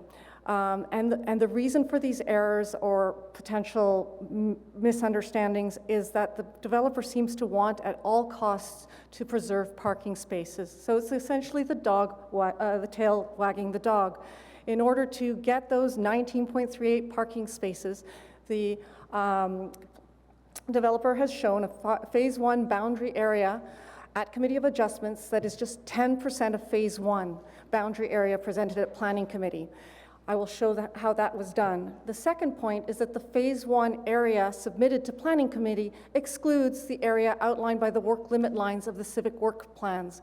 Normally, civic work plans may not be considered a phase. However, because the bulk of the civic work plans are to build a parking lot, I think that they should be considered as part of the phase. Here you see the work limit line for the parking lot infrastructure and for the civic works in general. You can see on the first drawing all the water mains and the square, I don't know if there's a part, oh, there is a, sorry. Somewhere there's a cursor, but I don't know how to use it. But there are square, on the middle drawing, there are square boxes, and those are the storage chambers for water and contamination runoffs for the parking lot. So essentially, the parking lot is going to be ripped up in order for about an acre of drainage to be put underneath. On the right-hand side, you can see the proposed perforated drain that's going all the way around the site, so that you're going to dig up and put the perforated drain in order to support these 4 quadrant parking lots. You can, let's go to the next, oops, how do, there. Oh. I don't know what I just did. Oh, there, okay. I'm going to the next slide, I think. Oh, there. Okay. I think yeah. Here you can, oops, I'm sorry. I don't know what's happened here. It's jumped over. It jumped over the site plan that shows the extensive, oops, it's gone way up forward. Sorry, I don't know. It's my fault. Yeah, I feel like I'm a game show host now. Stop the clock. Thank you so much. Get yourself ready. Okay. Take your time. I don't want you to be frazzled. Get back to where you want to go and then go from there. I don't seem to know how to use this, so I'm just going to slowly There. Hopefully, if I just press once. I think it's because the drawings are very heavy, so it seems to be taking a long time to load. Probably.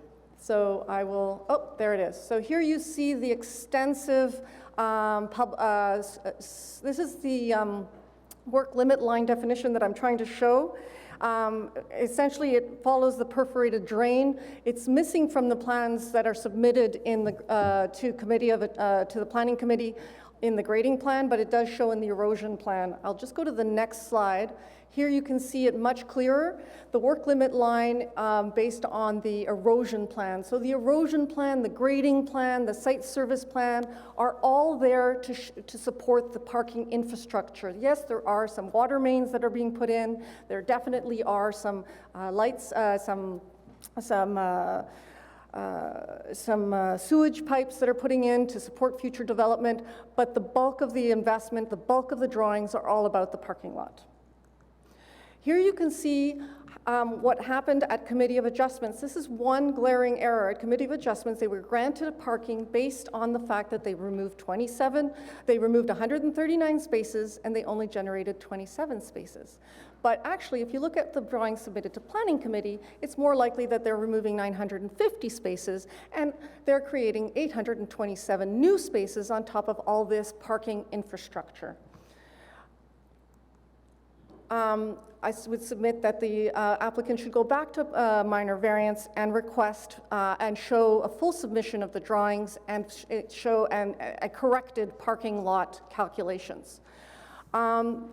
The developer did another move. The developer shrunk phase 1 area to reduce the building relief frontage request. So in the Committee of Adjustments, the lot size is 55 meters, and he requests a 29%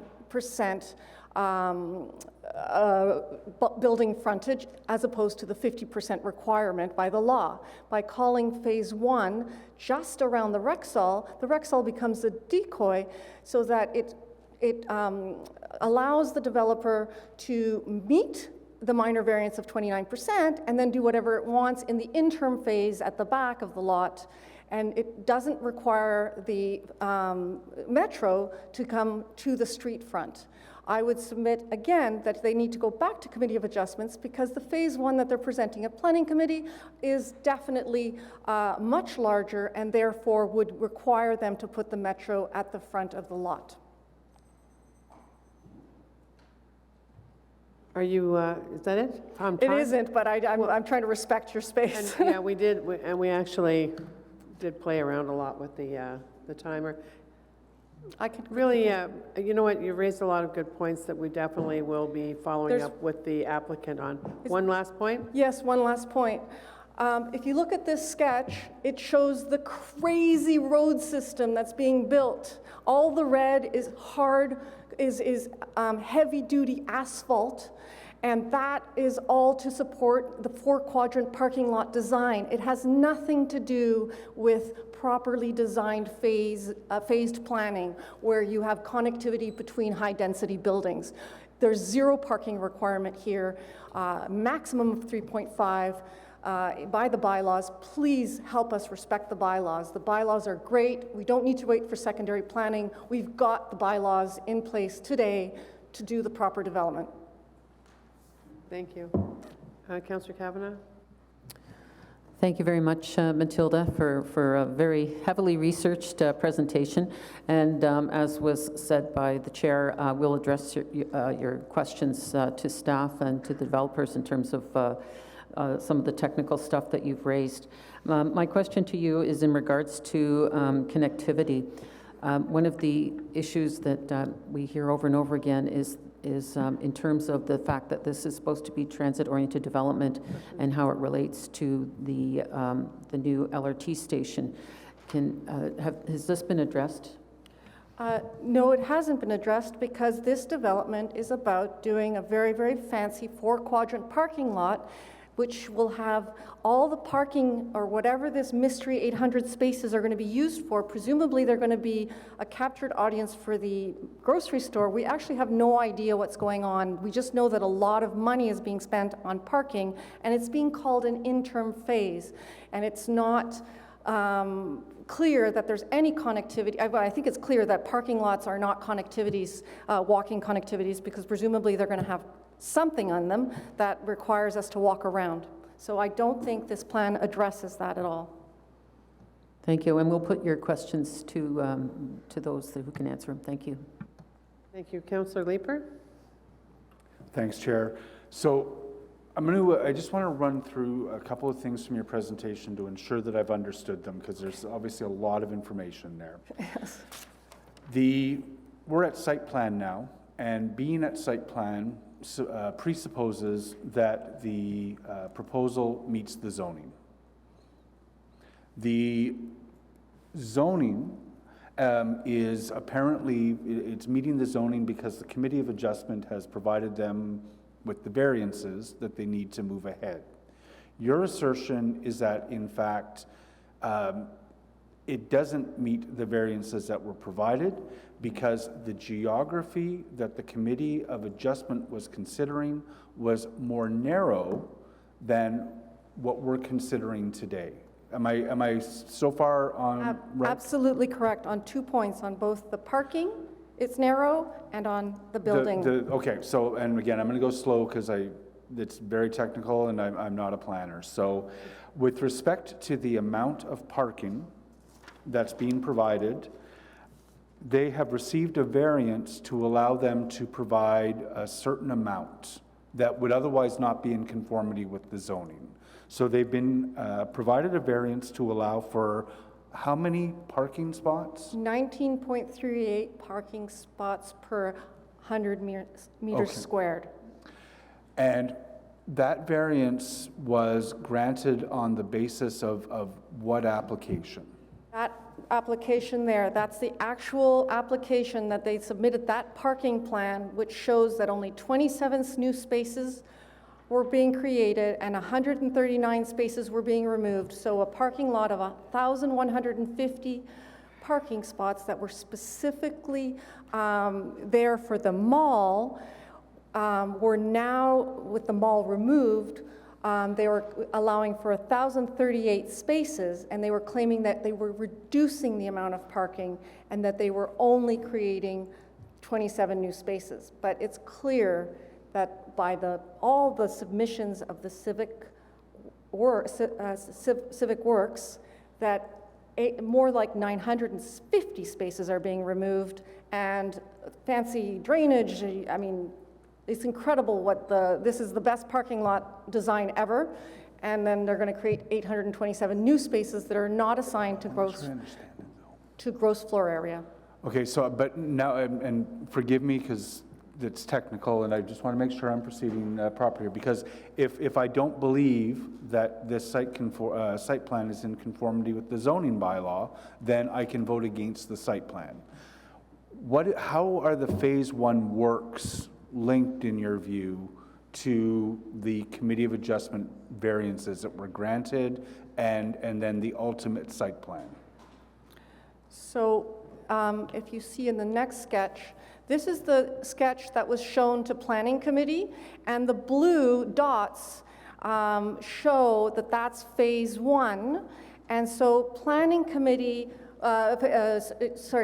Committee of Adjustments was asked to grant a minor variance of 29% because the phase 1 development was just the tiny 0.9 acres surrounding the Rexall. So, okay, so we've kind of leaped over into the street frontage now as opposed to the parking. Well, yes, that's significant because the parking is just existing. It's not even in doesn't even come in, it's just there. It's assumed to be there and not touched. Okay. And so the Committee of Adjustments has no view or could not see the extensive work that was being done in that area. They were asked to allow for this existing parking and to look at this tiny little phase 1 and then to allow all the other phases to happen concurrently. So my question to our staff then is going to be, I just want to make sure that I'm going to be asking the correct question.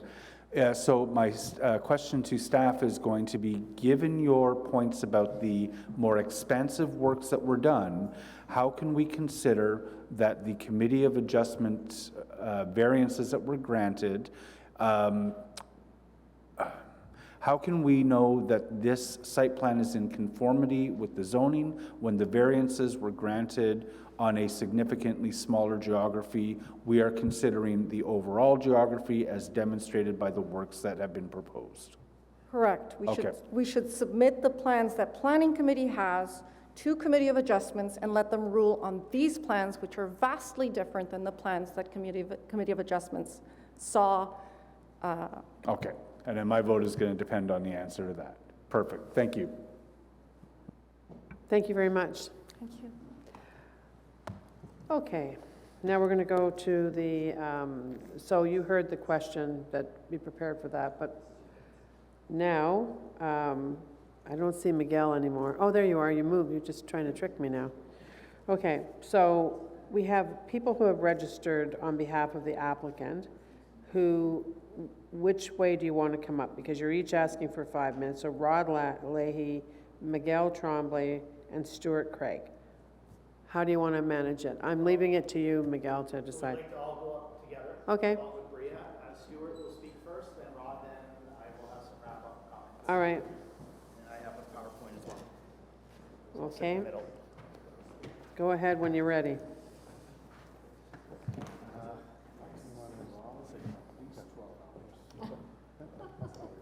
Rod, Counselor Leeper says he hasn't seen you in at least 12 hours. What are you doing? Well, I'm working. No, no, it's because he's going to move. What's that? Real Can we confuse the second one.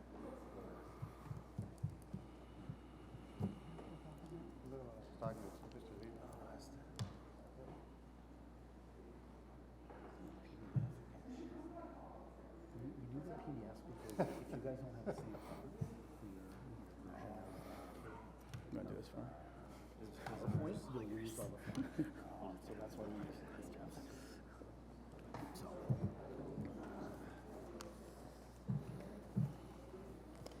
You good?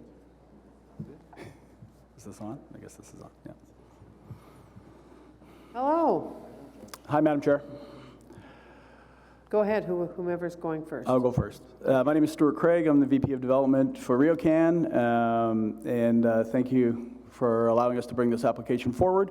I want to quickly start by saying I understand the comments and some of the issues that the community has raised. We've been meeting probably for over a year now with basically everyone in this room on multiple occasions. I respect the passion they have for this property.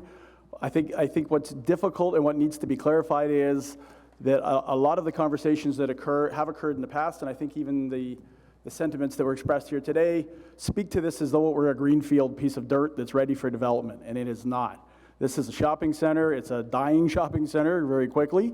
It's a shopping center, however, that is encumbered by two significant national tenants, which is Metro and Rexall, that have complete control over this property through their leases, Metro 14 years and Rexall 12, and have the right to stay in their current location for that period of time should they wish to. We went so far as had Metro come to one of the meetings we had with the community groups, and were even stronger, I think, than we had been in their commitment to their lease, let's say. So we had to, in our minds, we lost Walmart a couple of years ago. The mall is dying. I think we share the same vision as the community as to what this site is going to be. I would also say that I'd like to think that our record in Ottawa over the last few years should verify that we're not just some fly-by-night guy that's going to build a food store and a drugstore and walk away. We've got 4 projects under construction, 1 building completed. One of the speakers mentioned our Westgate site, which is in Councillor Leeper's ward, where I believe we've done everything we said we were going to do from the beginning. We're also active at Gloucester Silver City and at Elmvale Acres in the same kind of scenario, and we fully intend to do that here as well. We would build residential here today if the secondary plan process had commenced and moved forward. I will add a quick bit of editorial. We were not aware there was a meeting last night, and as a larger shareholder in the area, I felt we should have been invited, but that's perhaps for another day and another time. Anyway, so again, I understand the concerns, but we had to come up with a solution that allowed us to start to take this mall down, to prepare this site for the future intensification that I think everybody wants to see, but we cannot do that if Metro and Rexall are not able to participate. If they decide they're going to exercise their lease, they can stay right where they are. I can tell you both of their sales are strong, despite the fact the rest of the mall is almost empty. And so we had to come up with a solution that they would agree to and allow us to incorporate into a redevelopment plan, which is what we have done. The site plan before you is the only plan Metro will accept. Suggesting to move them to other frontages is great. We've talked about that for 18 months. They won't do it. The Rexall situation, I think, is a little bit more flexibility, but in fact, I think they're where everyone would probably want to see them in the fullness of time anyway, in the plan. The issue of parking, we're still willing to talk about. We're not leaving a parking lot here to lease parking spaces or do any of those things that have been suggested. This is an existing parking lot. We're leaving it as an existing parking lot until the time comes when we can add residential buildings, which we hope to do very, very soon.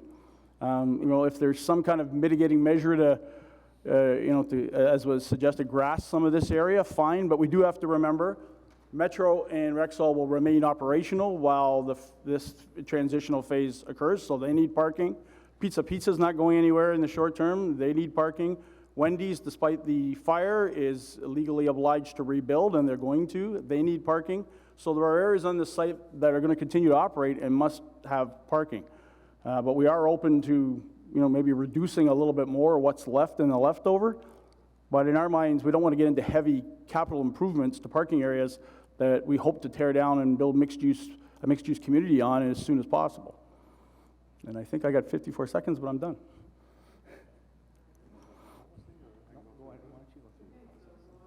Rod? Where's your button?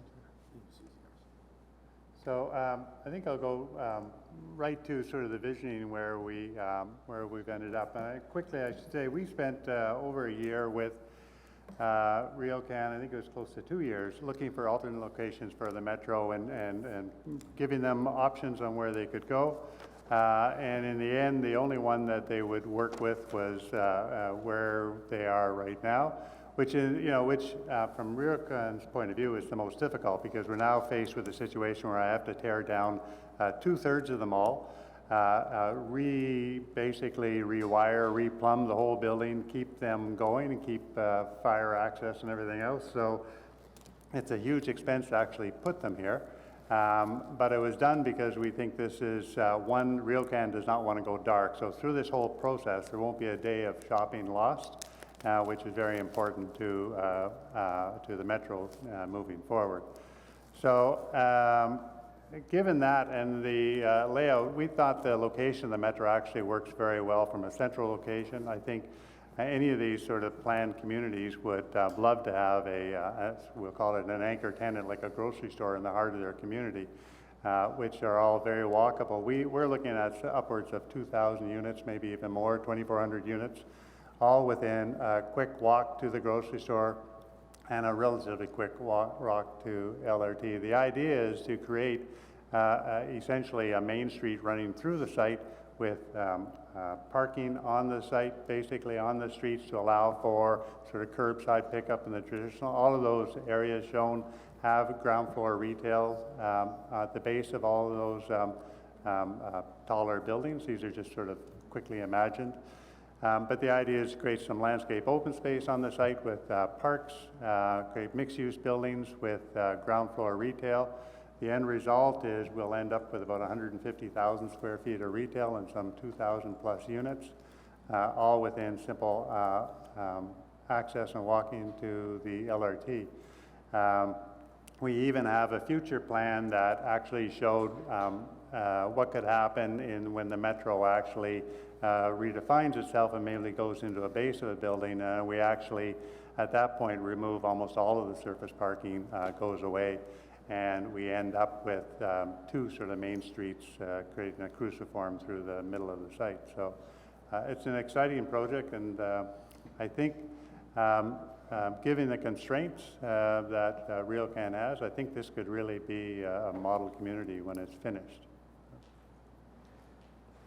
Thank you. I will pass me to. Thank you.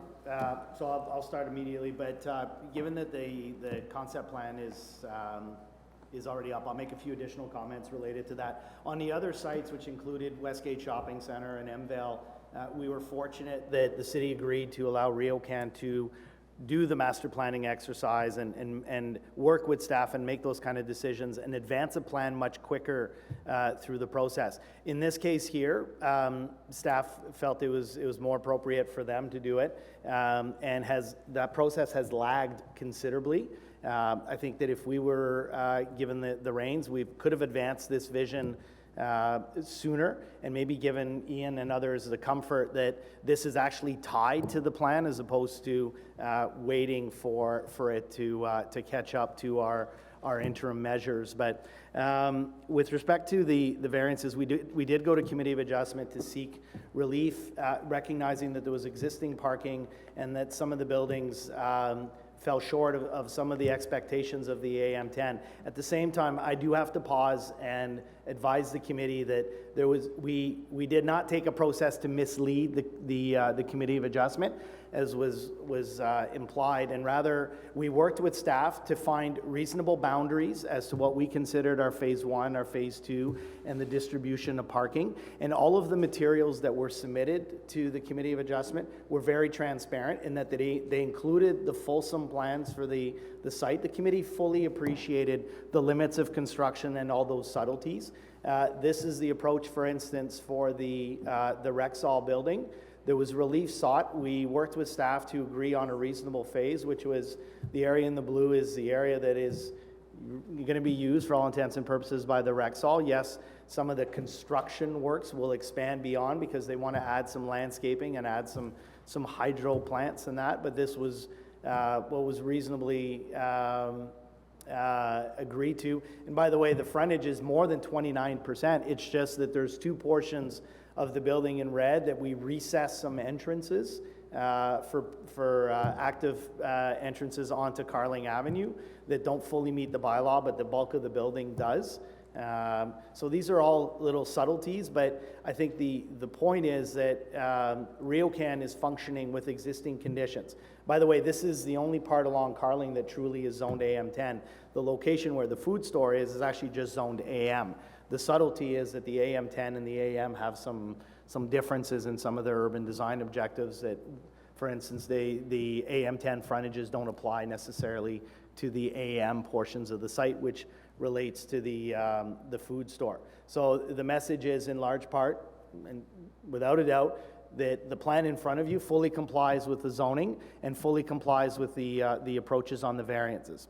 Lastly, as part of this, RioCan mentioned that they've been working intensively with the community, realizing that this is an interim plan that can still meet some community objectives. It doesn't have to be exclusively focused on the metro. There was a lot of concessions and changes that were made over time for this plan, including shifting the metro building further south, moving the Rexall building closer, putting in those active entrances that I discussed, working with OC Transpo to figure out bus facilities and how to best serve the existing mall and the future mall, new pathway connections. There's a north-south connection that's going to run to the metro. Those have been enhanced by landscaped areas. A big portion of the where the current mall building will be repurposed as internal landscape areas. Placeholders, maybe through the secondary plan, maybe not. Maybe that's where the city decides they don't want the open space. Maybe they want it somewhere else. We'll come to that. Improved landscaping along the perimeter and the internal portions of the mall, recognizing that it will continue to function as an important community focal point, both in the interim and then the long term. So really the exercise that Rod and all of us went through related to the master plan was to make sure that the placement of the metro and the Rexall didn't preclude the redevelopment of the site, that could be in harmony with that secondary plan initiative at the city. But at the same time, RioCan has the impossible burden of making everyone happy. They have to make their tenants happy, and you don't want to lose the tenant. If you truly want to generate interest in this site from a residential perspective, much like Envale Shopping Centre or the Gloucester Centre lands that RioCan is currently redeveloping, a big part of that is that they have a food store anchor that services that residential community. Really what they're asking here is allow us to move the pieces of the puzzle around so we can continue and gradually see the whole farmhouse or whatever the puzzle is. Farmhouse. My mom does a lot of puzzles. Thank you. My mom does a lot of puzzles. Councillor Moffat.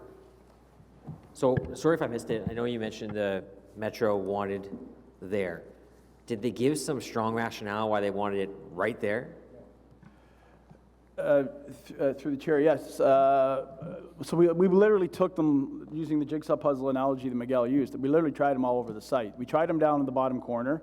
The way their loading works and the way their back of house works, that it wouldn't fit physically in there, at least with any kind of entrance capability on Carling, because that's where all their coolers and everything had to be, because they have to line up with their loading. They didn't want to go to Richmond, quite frankly, not a busy enough orientation for them. And then they didn't fit on this side here. What we were able to get them to do is in this, first of all, I should stress, this is a 14-year lease. This isn't a new lease. So they've got 14 years. In 14 years, we can knock that down. this master plan is probably a 25-year plan with the kind of densities I expect will come through the secondary plan process.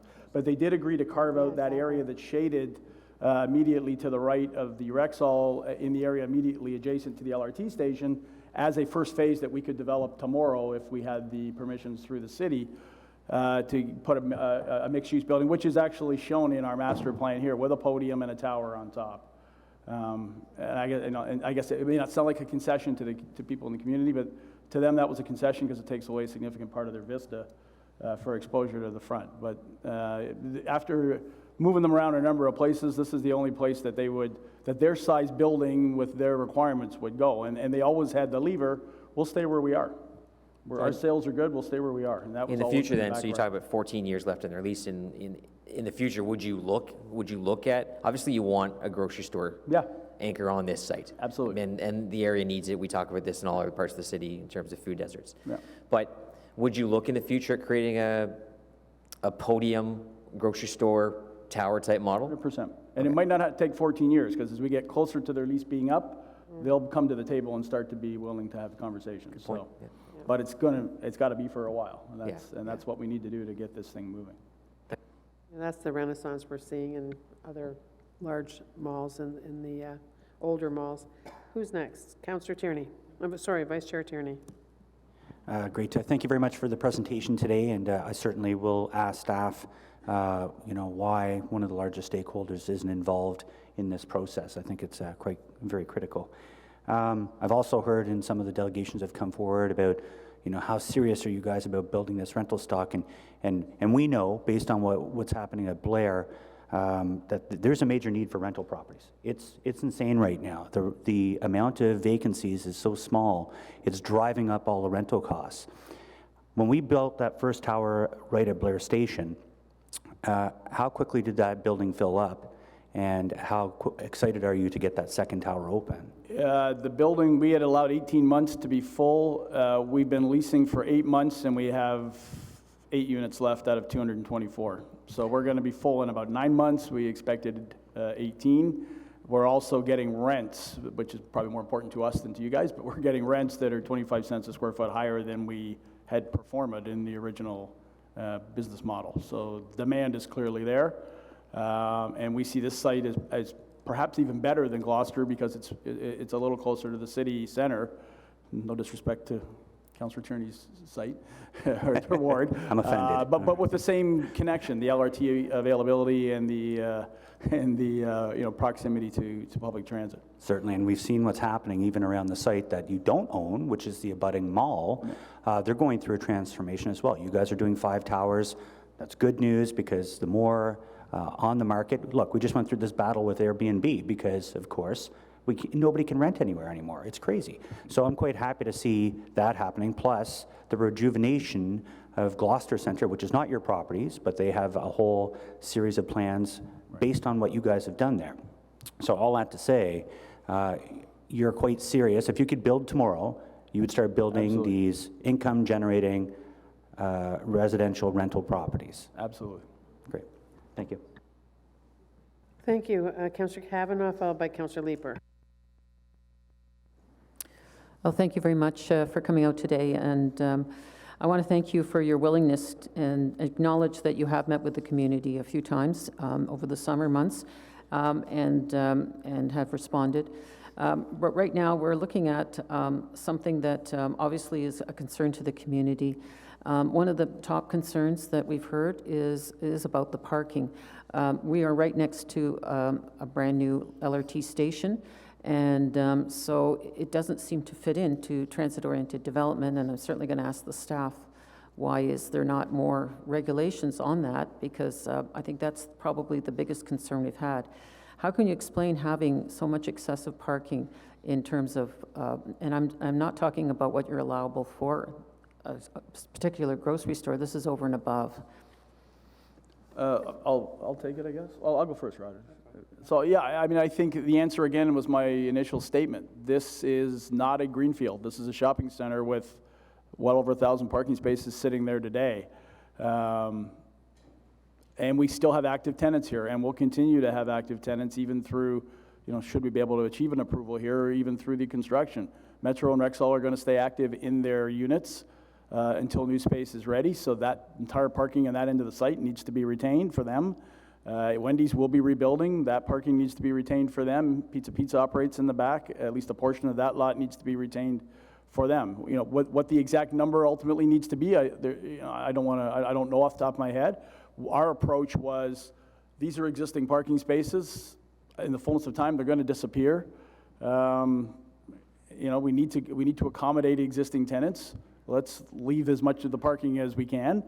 And then that gives us great landing spots for future buildings once those parking spaces aren't needed. How many existing tenants do you have right now? You've got Rexall, the Rexall, Metro, we do have Service Canada, I believe, is still in the mall and will be for some time.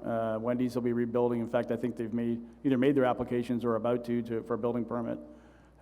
Pizza is operating, and there might be a couple stragglers still in the mall. It's been going downhill fast, but. So about 1,000 parking spots for the 5? Well, again, the number is misleading to just say 1,000 parking spots. There are areas on site where we need to have parking. The Metro facing the back at Richmond, that right now is a fully functional 50,000 square foot food store. It needs that parking lot to be there. They don't have any other parking while we do this construction. Once they've moved over, we can certainly start to scale some of that back. We're not in the business of leasing parking spaces or doing that kind of thing. As I said, we'd like to build towers tomorrow, so that's where those are going to go. One of the things that came up in terms of comments was the possibility that you're looking at doing park and ride for charge. I don't know where that came up from. That's not from us. Is that something that No. You're looking at? No. In fact, the opposite. We've got other sites, again, Councillor Tierney can attest to this, where we have people parking in our site and we're ticketing and towing. We don't want the liability of it, never mind the revenue is not worth the liability. Thank you. What is it in terms of this site plan that shows that this is a transit-oriented development? What efforts are there for connectivity to the station? I think actually I'll let either Miguel or Rod speak to that a little better than I can.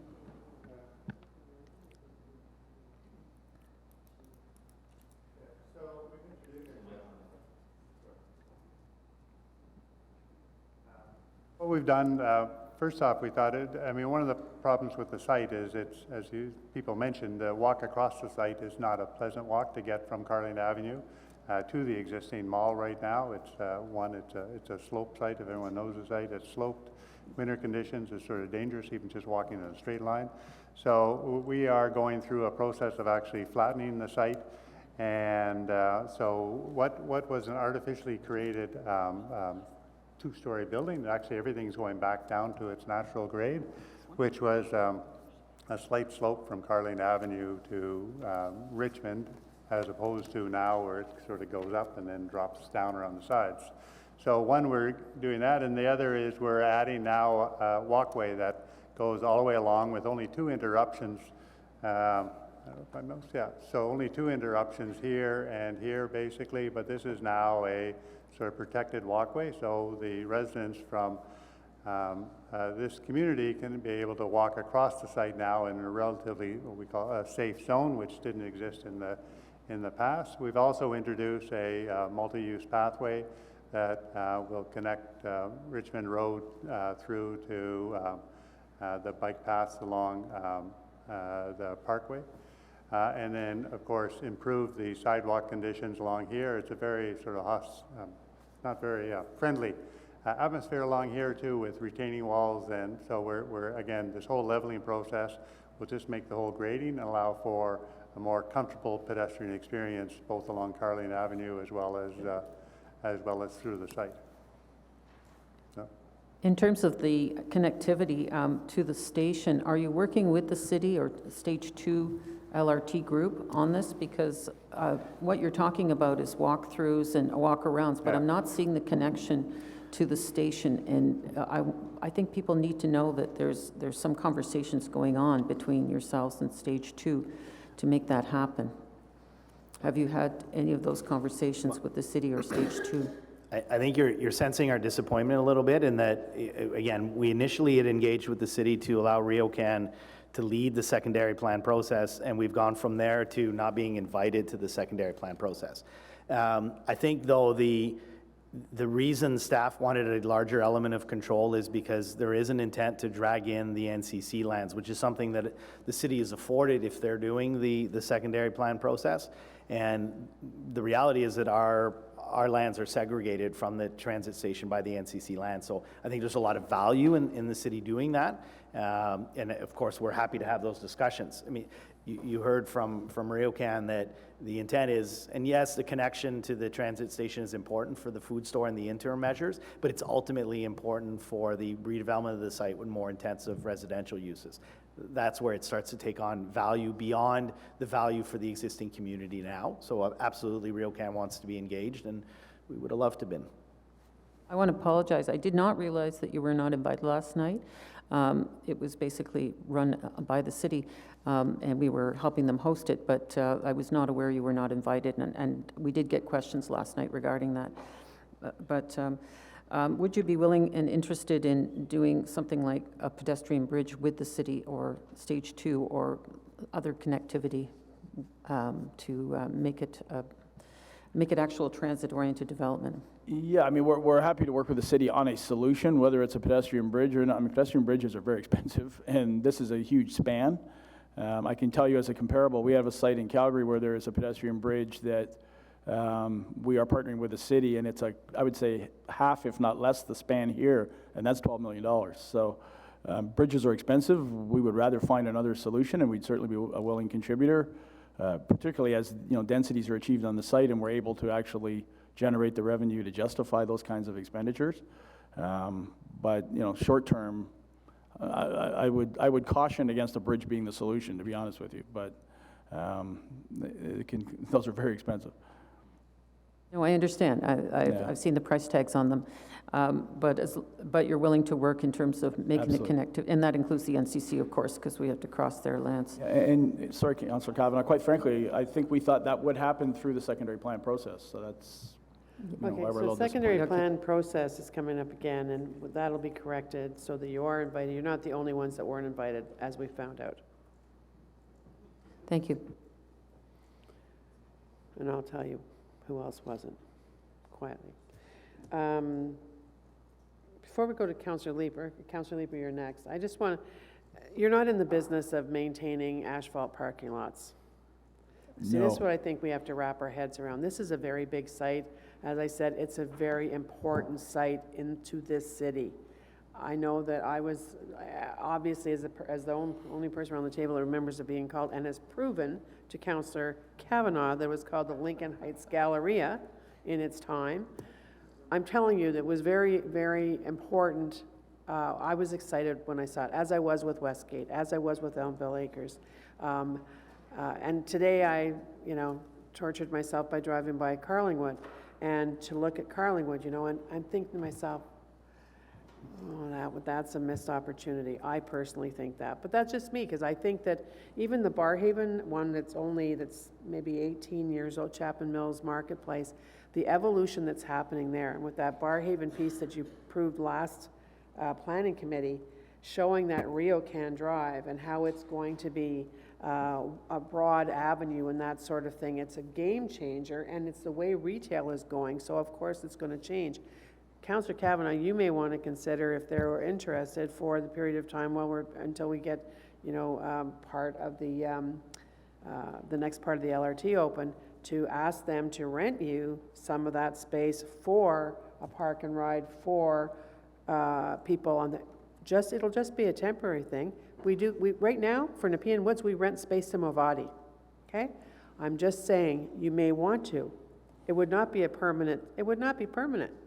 I don't know why you look so nervous, because I'll tell you. I think the community made it clear that was a concern. But as I said, but that would not be permanent. It's just like you said today, 14 years at maximum. You've got the lease, et cetera, et cetera. It's just a use of space to get people using the system that you want them to, that maybe they can't right now because we have awful service. Anyway, just throw it out there. Councillor Leeper. Thanks, Chair. I'm not pursuing it, so don't worry about that. I've just said you might want to consider, because it is a smart thing to do in some locations. Thanks. I think I've heard most of the questions. I've heard the significant discomfort around putting the grocery store in that location. If there is the hope of connecting the LRT station to the residential towers, that's the place where we want to do it.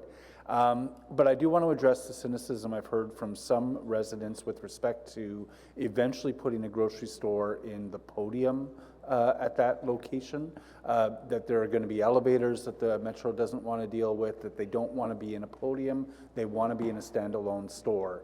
So is it realistic to think that that location where the grocery store is going to go now could be converted into a mixed-use tower containing the Metro down the road? Yes, and I can justify that in two ways. First of all, might not be Metro. The lease is up, we can do a deal with anybody at that point. Yeah. I hope Metro's not listening to this. TV. Secondly, the food stores are catching up. Some of them get it more than others. The retail world is changing, as everybody knows. We're trying to bring them along where possible because we have so many mixed-use sites now.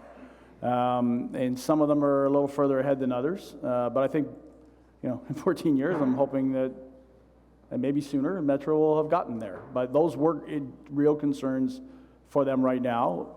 And again, I think you've also got to look at their position. I don't want to make them the scapegoat. They have a legal binding contract to be in their current location for 14 years. What's their motivation to move? You got to give them something that they will, be happy with, or they'll just stay where they are. And so we had to work with them to come up with that solution. And I realize, from a planning and an urban design standpoint, that may sound difficult or sound like it's an excuse, but that's the reality of a conversion of a shopping center like this, and the reality of the business world that we have to operate in. The leases are binding contracts. It's just, it's the wrong location. I mean, if there's any way I can say no to this after hearing from staff and legal, I'm going to say no. Can I address where I think you think the right location is, though? Because I don't necessarily agree with the urban designers. I'm guessing you think it's probably right up on front on Carling. Yep. I 100% disagree. As an urban designer, which I happen to also be. Yeah.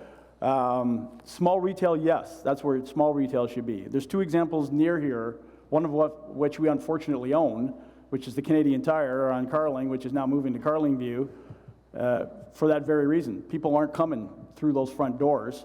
And then the Superstore on Richmond further down, they closed their front doors except for one, and everybody comes through the back, and I'm hearing that they're looking to move. I mean, the big boxes in that format, putting my RioCan hat aside and just as a planner and urban designer, that's not, in my mind, what a Main Street should be. A Main Street should be small retailers, pedestrian-oriented retailers, which we believe we'll be able to capture here beautifully over the fullness of time. Okay. No, legit. I appreciate the perspective. Thanks, Chair. Thank you, Councillor Leeper. Councillor Gower. Yeah, a very small thing in regards to the amount of parking again. I believe a lot of the parking requirements are driven by the tenants themselves, the Metros or the Food Basics or the Loblaws or whatever it is. I don't know if you could share, a Metro parking spots per square foot, or how do they measure what's a rough number for what they require? So they typically want 4.5. They're under 4 here in this plan. 4.5. What does that mean? 4.5. 4.5 spaces per 1,000 in their immediate parking field in front of their front door. 4.5 parking spaces. So they're per 1,000. in that defined parking field for them, which is all their lease covers. They're 3.9, I believe, or 3.8. Okay. So we had to convince, that was a stretch to get them there. I mention it because it's come up in our ward, and we go, why is there so much parking required? And they kind of maximize it for the busiest time of year, probably around right now, Christmas. Right. And that is totally outside of our scope here at Planning Committee. And I just want to flag this for my colleagues. Maybe we need to start lobbying a bit to these big grocery stores, big Walmarts, and saying, hey, maybe when you're close to transit or really anywhere, maybe you should consider going much lower on parking, because I think that could solve a lot of the problems we're seeing here too. If I could just add, if it's okay, can I add one more? The part of the challenge is the type of retailer. Food store guys, for the most part, still believe their customers are coming by car. Nobody's going to do their weekly groceries with 5 or 6 bags and jumping on the LRT. So they're probably the slowest to come around in reduction in parking numbers compared to some of the other retailers that we deal with. But that's just it's an observation from our That's world, fair. I guess. Thank you. Great. Looking around the table, I see no further questions. I do want to thank you, and we've worked very close together. I appreciate what you've done in my district. You've always responded, and again, the more rental you can build only creates more inventory, lowering those rents, because right now they are absolutely insane, and people can't afford to even rent anymore. So thank you for that part of it. You're welcome. Thank you for letting us do business in Ottawa. We're very bullish on this city. So on that note, I'm going to turn the floor over to staff at this point. So if you have questions for staff, please indicate that you wish to get onto the list.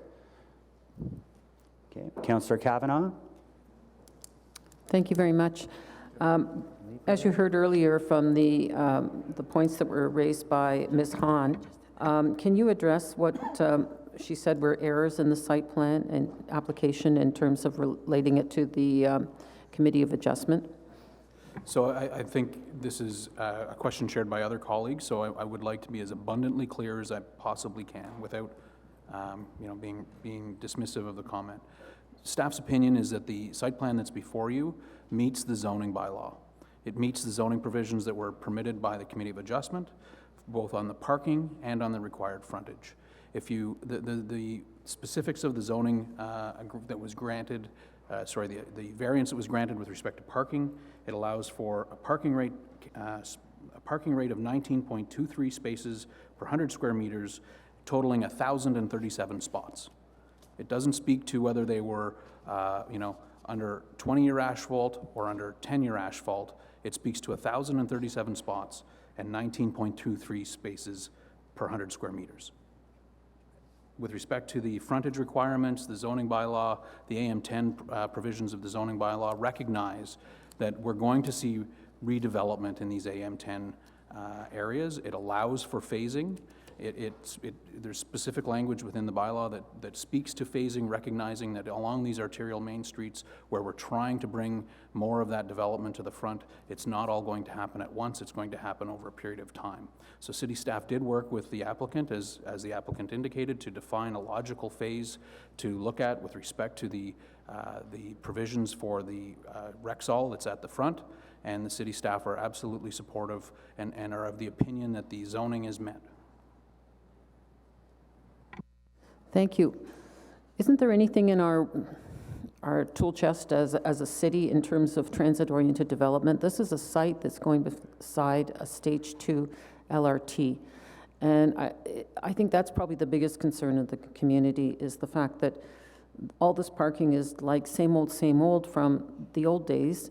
That sounds what you're saying, it's all grandfathered in or whatever, but it's now going to be right beside Stage 2 LRT.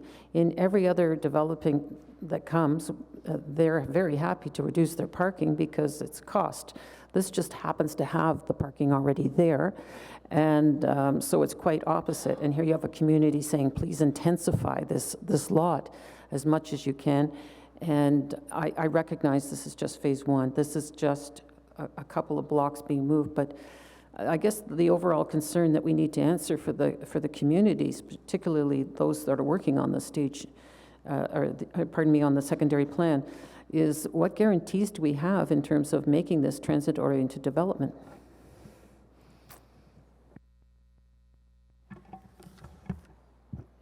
Madam Chair, as we know, the secondary plan process did kick off yesterday in a meeting, and it's our expectation that the transit-oriented development elements of this site specifically and the area as a whole will come to light through community consultation in that process. And we think that that is the most appropriate place for the cycling plan, the pedestrian plan, and circulation in general, as well as other considerations that are TOD related to come to fruition. We have made efforts to implement infrastructure in place, given that this is an interim and an initial phase of development to get people to and from safely and as efficiently as possible. But we understand, and the applicant understands, that that is going to evolve as the secondary plan moves forward and as RioCan comes in with subsequent applications. We will be reviewing this as we go and with every application that comes in. I guess what I'm saying is that I don't see anything that absolutely makes it clear that this is definitely going to have less parking. This is going to be more intensified in terms of what we have on hand in terms of rules. We've got the Rexall moved up to Carling, and that's because of the rules. That wouldn't have happened otherwise. I don't think they would have done that if we didn't say you have to do this because of the rules in place for that zoning. But it just doesn't feel like, it feels like there's still a lot of vagueness in terms of what can happen in terms of intensifying it, and also in terms of the connectivity to the station. It doesn't seem to be anything in there that guarantees that, and that's what people need. That's what they're looking for. Madam Chair, maybe if I could respond to that. I think you're really going to see that come to fruition through the secondary planning process. And as you've mentioned, Councillor, this is phase 1, and I think you've definitely got someone who's committed to developing in the city, and that's been identified. And I think you're going to continue to see that through future phases of this area. And, you know, as the industry would always state, that the market will dictate the need, and they're definitely in tune with what the market is. And I think you're definitely going to see that. And you're going to have the teeth, and Mr. Mark could add to this, but you're going to see the teeth come with policy within that secondary planning process. I hope so. And I would ask if we have an extra secondary plan meeting, because I think last night the fact that RioCan was not part of it is a problem. And I was not aware, I have to admit, I'm new at this, but I think that was noticed. Pardon? I'm fixing it right now. Yeah, but I think we need a redo. But maybe to start, though, the best thing would be to brief them, because you got a good turnout last night. Have staff brief the applicant, and then have everybody on board for the next meeting. Yes, but I think we need I think that was, we had a loss there in terms of not having them there. Yeah. So we need an extra meeting. Did anybody say anything to you about the fact that they weren't? Yes. Yeah, they said, how come the developer's Yes. not here? I can just Yes. hear. Yeah, I know. A common question? Yes. All right. Councillor Leeper, are you, have you done your wrap-up? No. No, I'm talking. The questions. Okay. Anything else to say, Councillor Kavanagh? Pardon? Okay, so have you put the technical motion on the table? Vice Chair Tierney, we have a technical motion. That's it's purely technical. Yeah, it's technical. Regrading. Therefore, be resolved, the Planning Committee recommend that the following changes be made to the staff report. 1, the following additional condition be added to the report: that the owner acknowledges and agrees to grade the site in accordance with the approved grading plan. The owner further acknowledges and agrees any subsequent proposed changes to the approved grading plan shall be filed with the General Manager of Planning, Infrastructure and Economic Development, and agreed both by the owner and city prior to implementation of such changes. On that technical amendment? Okay. And on the item as, we have another one? Well, I don't know whether we do. I know, but I didn't know because it hasn't been put down. Okay, so Councillor Gower's moving this. I have a motion I'm moving on behalf of our colleague, Councillor Kavanagh. In the interest of time, can I just read the thereas, or therefore? Why don't you just tell us, yes? Yeah, therefore be it resolved that Planning Committee approve that clearly defined bike tracks, lanes, or paths be added to the thoroughfares inside the whole property for Phase 1 of the Lincoln Fields development from Richmond Road to Carling Avenue and from Croydon Avenue to the Metro Store location as part of the grid pattern to ensure safe biking connectivity between neighborhoods across the whole site and to the public parks along the river, in keeping with the guidance of the Ottawa Cycling Plan and Transportation Master Plan. And therefore be it further resolved that Planning Committee approves sidewalks be added to the thoroughfares on the north side of the property for Phase 1 of the Lincoln Fields development from Richmond Road to the Metro Store location as part of the grid pattern to ensure safe pedestrian access across the whole site, in keeping with the guidance of the Ottawa Cycling Plan and Transportation Master Plan. I personally don't think that we're ready for that to happen right now. I think the applicant has, I can tell by the movement, they aren't aware of any of this at all. So And I don't know that staff are prepared to comment on the timing or such for it, but I think a lot of the things we heard today would tell us why this isn't logical at this time. However, what I'm going to suggest, because they don't know about it, is, Mr. Mark, are you even still here? Because I can't see you. You're so quiet today, so quiet.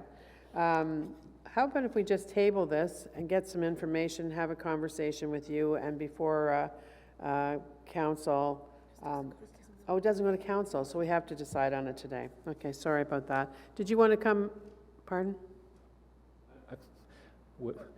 I would suggest maybe refer it to staff rather than move We it as a could motion. do that, Refer give it for- directions to For staff? investigation and Sure. analysis, and work with the applicant, work with staff. I keep and- forgetting it's a site plan because we have so few of those in a term. Mr. Mark? Madam Chair, if you don't wish to decide that today, that's an option, but you have to defer the whole item. Site plan, this is your opportunity to make a decision. So if a decision is to be made, I'm afraid it's today. Or you defer the entire item to next committee.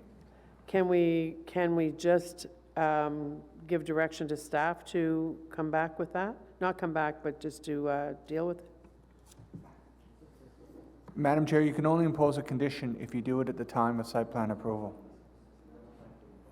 Anyway, this is not, well, okay, so we have a couple of choices here. I guess you can vote for it or not vote for it, okay?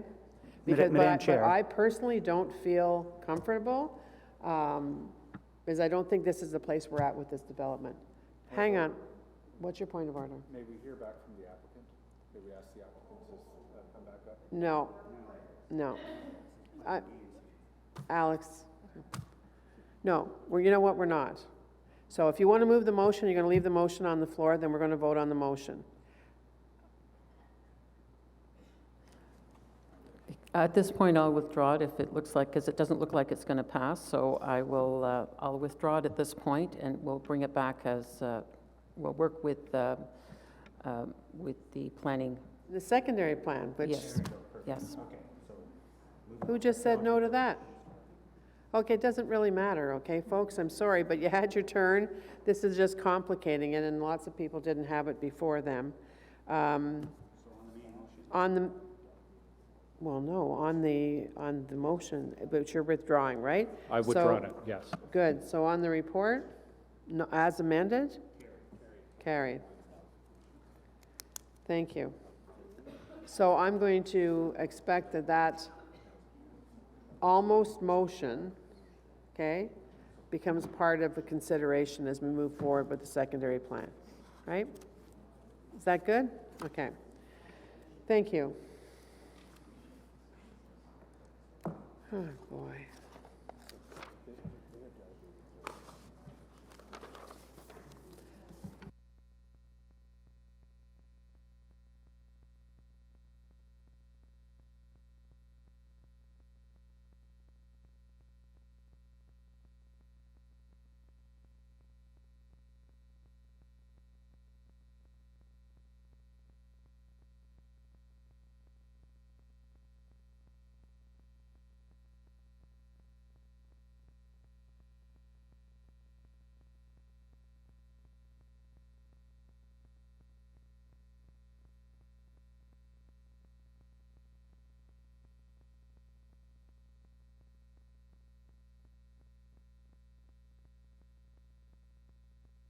Just give me a second, please, and then we're going to go to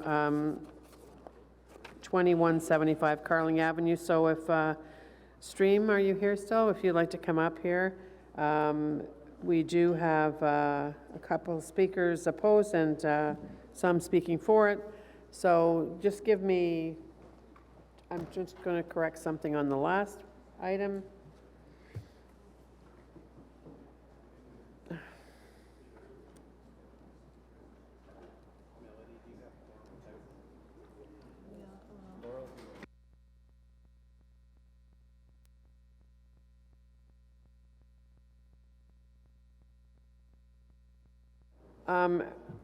Ian, you're still here, and is Ken Wingus here?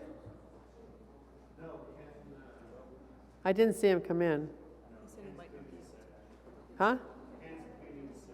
Okay, well, at least he sent in his submission, so, in which we have. Okay, everybody, we're going to get going. This is the zoning bylaw amendment for 2175 Carling Avenue I don't have any presentation. in the immediate vicinity of the lovely Carlingwood Mall. It is a great mall. It once upon a time was a place I walked my baby in her stroller on a continuous basis. Yeah. And, you know, it's been a mainstay of our community. So Ian McCallum is before us again in the role of chair of the Carling Woodruff Rescue Committee. Coalition. Well, I don't have that. Coalition. Coalition rather than committee? Yeah. Okay. Because hopefully we're a temporary existence. And, and I would love to speak to the Lincoln Field secondary plan if someone wants to ask questions later. No, this isn't like a, just so you know, this isn't like a team sport. You know? I'm not against the Like we're in riot ban. I'm training for talking the about Olympics current or city something. process. I'm just talking about the current city process, because I got skin in the game. I paid money for those flyers. Well, and you're going to cut into your 5 minutes, so let's get on to the 2175 Carling Avenue. Sure. The basic, so I'll begin with who the Carling Woodruff Rescue Coalition is. As we were going through this process for 485 Ancaster, which is now known as 2175 Carling, it became quite evident that there was a lot of issues within the community concerning the actual traffic in and around this site. And of course, whenever you build something of significance, it's going to generate its own traffic patterns. And so that's, for the most part, why I'm here. Our little rescue coalition is made up of 4 of the 5 active community associations in the neighborhood. And Carling and Woodruff represent the borderlines that are define who our neighborhoods are. And we all recognize that someone has to care about this intersection.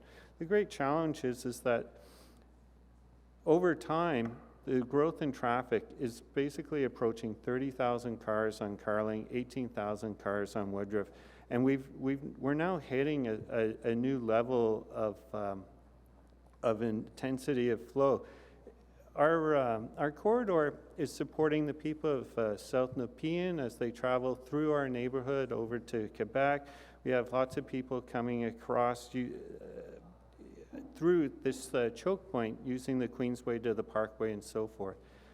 So our concern with the 2175 Carling Avenue is really more has to do with the pre-existing condition of this road system. The traffic impact assessment, you know, it clearly states that the number of cars, like new cars that are associated with trip making coming out of this site, is really ambient background noise in the 150 vehicles per day range, where like when you're already at 30,000, that's nothing. So how are we going to help the nice people of South Nepean to travel through this corridor in something under 3 minutes instead of being backed up and queued through the various jogged intersections? So our coalition has put together a number of ideas. We would like to work with staff on an iterative process through this. I would state that in the 2000s, the region paid for a massive Stantec report that configured all the turning lanes, configured the lighting. It was an extensive, basically running from the Queensway down to the Parkway, through the broad strokes of throat of that Carling choke point. And we would really like to see that type of study and report done again in order to make this vital corridor working again. We're receiving a lot of through traffic, and I'll just raise one area. So the former Nortel site had a TDM associated, a traffic demand management program, and it was done by David Jeans, who at that time was with Transport 2000. And subsequently, we now have D&D HQ there. They've staffed up 18,000 people. They're going to do another 1,300 next year. If you look at all the cars parked down Moody, it's insane. It's insane how much traffic that location is generating through the West End. I get it that we added some buses through the beefing up the stage 2 or the light rail introduction, but that site alone is generating a ton of trips, and it's... Ian, I'm not sure what your point is, but now you've gone like afar. Yeah, well, my concern really is that we have this corridor. It's meant to function both for the local residents and for the gross commuting traffic. We're looking forward to working with staff through the area traffic management on this. The actual building, they did a nice job of listening to the community and decreasing the height that backs onto the community. But it was 6 of one and half a dozen another, because now we have a 23-story tower. And that's a pretty imposing feature in the neighborhood. Thank you. Councillor Kavanaugh, anyone else have any questions for Mr. McCallum? Thank you very much, Ian, for coming out today. And as you know, I've already set up a meeting with the manager of traffic management on this issue. So we'll have a chance to discuss that probably early in the new year. But in terms of the applicant here, what do you see as your top concern in terms of the site? If in terms of should you see? Let me try to. So there's should there be should the ratio of the parking be lowered? Is that something that you see as a solution, for example? I think playing with the ratios is a bit of a mug's game, because at some point those people who are visiting the site are going to have to park someplace. At one time, the developer suggested that a yoga studio would be great within the mixed-use place. One of the problems with group fitness programs is you're rotating 20 to 40 people through a room every hour. That generates a lot of potential trip making going through the site. The two biggest choke points, I believe, because of the access that is currently envisioned for the site being on Ancaster and Woodruff, when you use the Woodruff exit, Fairlawn has a number of turning lane restrictions. This was done to remove that as a jogged intersection release point, and certainly the people of Glaber Park are very concerned that the no right turn, which is for peak hours, isn't being recognized by all members of the community, and they're concerned that that's going to increase. For ourselves in Wood Park, the biggest concern is that we had Ancaster closed through that 2000 Stantec study, and the concern at that time was that people were making the right onto Carling and then jumping the 2 lanes of traffic to get into the Woodruff turn lane. And so we're concerned that that type of activity will continue again, even though, you know, we got rid of that activity. It will come again because of the new members of the community living in this building. I don't know how you legislate sane, moderate behavior, but people are desperate at times to travel through this corridor. Crazy things happen all the time. We have a number of U-turners who can't get into the queuing traffic when they make the right off of Woodruff onto Carling to go up to the left on Woodruff South. And so what happens is that they travel down Carling and make the U-turn at Edgeworth, and that queuing traffic is increasing. So I don't know what to say. We just need to help people get through the intersection in a clean, more efficient manner, hopefully decrease some of the queuing. You know, smarter people than myself can do the traffic studies on timing. You know, maybe more origin destination traffic studies type of work will help us find some other corridors for people to share. But you know, we're at a choke point. We believe the corridor is going to collapse, and it's one of the vital intersections that supports the west end of the city. I realize every ward has one of these crazy intersections. Everyone's got one. Maryville and Clyde. Not everyone. Okay. I was there this morning, not everyone. You notice I'm pretty much everywhere, right? Yeah. Like I purposely put myself in these places just to really experience, right? Yeah. So I know what you're saying. Yeah, but so Carling is a good trip-making road. You can go places on it. It's the best coming from Barrhaven right now. Not usually at that point, usually And I'd be Road. happy for you to visit less than 2 minutes. There you go. Through every trip. Anything else? I'm good, thank you. Okay, thank you. Jennifer Luong from Novatech, Miguel Tremblay, and Rod Leahy are here. But first, do you have to speak? Does anybody have any questions for them? No one has questions for you. No, Councillor Cavanagh, do you have questions? If they could just address the concerns of Mr. McCallum, just briefly. Sure. Come on up, and actually, Vice Chair Tierney has a technical amendment on sea level. I know. You can't make this stuff up sometimes, right? Sea level. Yes, wonderful. Therefore, be resolved that Planning Committee recommend to Council that the zoning bylaw schedule be amended as detailed in Attachment 1, it's on here at the back of it, as follows. 1, remove the reference to elevation above sea, which is erroneously used, and 2, change the rounding error, modifying the minimum setback between Area C to Carling Avenue from 4.8 to 4.7 meters. Be it further resolved that pursuant to the Planning Act, subsection 3417, no further notice be given. Okay, that's the sea level and the modify the minimum setback motion. On that technical, and have you seen that one? Yes. Okay, you're good with that? You have, Yes. like, you have no complaints? We don't have to clarify it? It's a technical amendment? No, just nuts and bolts. So on the technical amendment, Carrie? Now, Councillor Cavanagh. Yes, as already stated, I just wanted you to address the concerns raised by Mr. McCallum in terms of this development.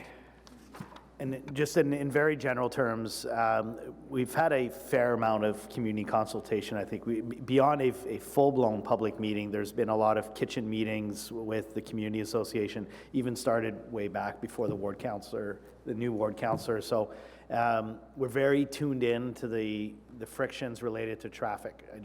Just as a general comment, the height and form fully marry up with OP policy direction related to height and density at strategic locations, transit priority corridors. It sounds like truly this is, the frictions relate to traffic. Recall, if you will, that we are at the zoning stage and not at the site plan stage. So although we've done traffic reports and investigations, and Jen can add a little bit, we're very mindful that through our site plan process, we're going to look very carefully again at the notion of access, although that's evolved a lot to the point where staff is comfortable with our access, and that the weaves and those movements, those problematic movements, are going to be discouraged. Ancaster remains closed as part of this scenario, so there's no bleeding in of additional traffic into that community. At the time of site plan, Novatech's going to look very carefully at the increased traffic related to Carlingwood Mall and all those cut-throughs, but that really detailed analysis is going to come at that time. But we're fortunate that Ian and others have given us a very good inventory of those traffic frictions. I don't know if there's specifics you want to deal with, or? So yeah, we have done a good amount of traffic work in support of the zoning, enough to meet the guideline requirements. And I just wanted to note that, so that it's clear, the accesses that are proposed is, a right in, right out to Woodruff, and then also removal of the existing access to Carling that's there today, maintaining that closure that's been implemented on Ancaster, but moving it maybe 5 meters to the north, so that we can have basically a right in and left out access to Ancaster. So the traffic study does acknowledge failing condition there at the west Carling and Woodruff intersection, particularly making that left movement. And in peak hours anyway, that queuing back through the Fairlawn Woodruff Carling intersection.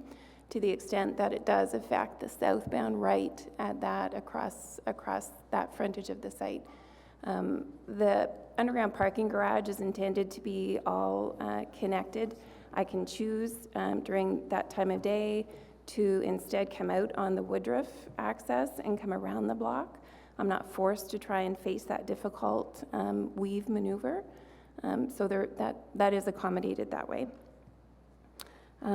Also, the traffic study just notes what's available to promote those other modes.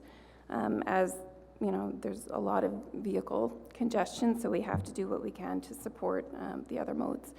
And so the city's plans include, under the affordable transit plan, repurposing 2 lanes on Carling as bus lanes. The long-range plan includes LRT. On site specifically, there will be bike parking on site. There are transit stops within 300 meters of all the building entrances. And the access to Woodruff has been placed as far north of the intersection as possible. Thank you. Perfect, that it? Thank you.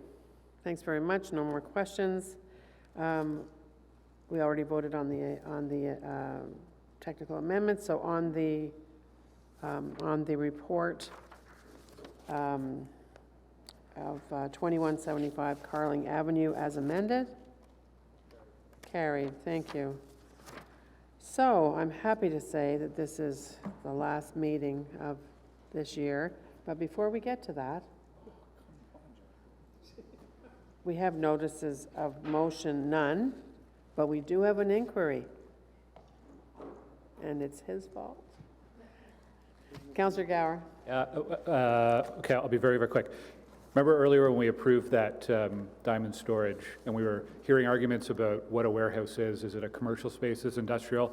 An interesting fact that I've learned is that these facilities for development charges are categorized as industrial, which is a far lower rate than the commercial, which is kind of how this is being pitched to us. So the inquiry to staff is, as part of the city's next comprehensive zoning bylaw review, can staff review the current definition of the warehouse zone in relation to the evolving business model and potential land use impact of self-storage units? Yeah, you'll definitely, I'm glad that you paused there in mid-step because you are Mr. Diamond. We'll give you a copy of this that I have. And you know, yeah, perfect. So that's an inquiry. And, you know, as I said to Ms. Snedden when she's speaking to her colleagues who lead on this file, you know, last week we approved all of those new places for worship. That was not at all what I wanted out of that. And I had to withdraw, like they thought that they were responding to what I was talking about. But really what this is about is something that also the community was saying about how things are changing, right?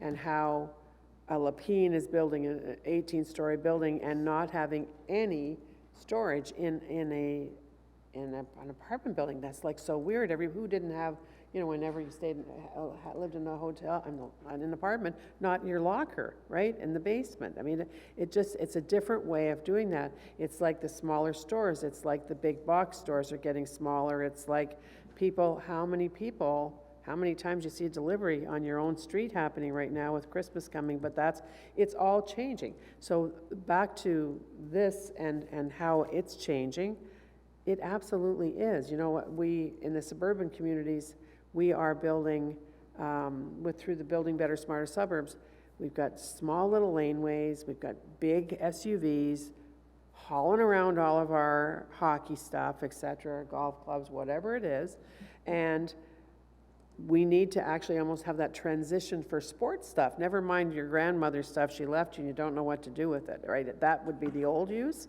but it's actually a part of your lifestyle right now. And so the thing back to the church piece is that I've asked them to look at places of assembly as opposed to places of worship. Because really the big centers that are the Salvation Army, the alliances, the et cetera, the mosques, the temples, are not, a part of it is for place of worship, but like the EY Center, they also are places of assembly. And so I think that gives us a greater value. And I'm very interested in your comment about the number of development charges that we can or cannot get, given that's changing. So Miguel, you'll be wanting to pay attention to that coming back on the development charge aspect of it as well. Thanks, everybody. It's just been just a pleasure today, I can say. But it's been a 2-for-1 week with Planning Committee. I hope everyone has a very Merry Christmas, Happy Holidays, and I will see you on January the 23rd. Take the time in between to do something for yourselves. My staff is doing the holiday in January. There you go. They're sending you away.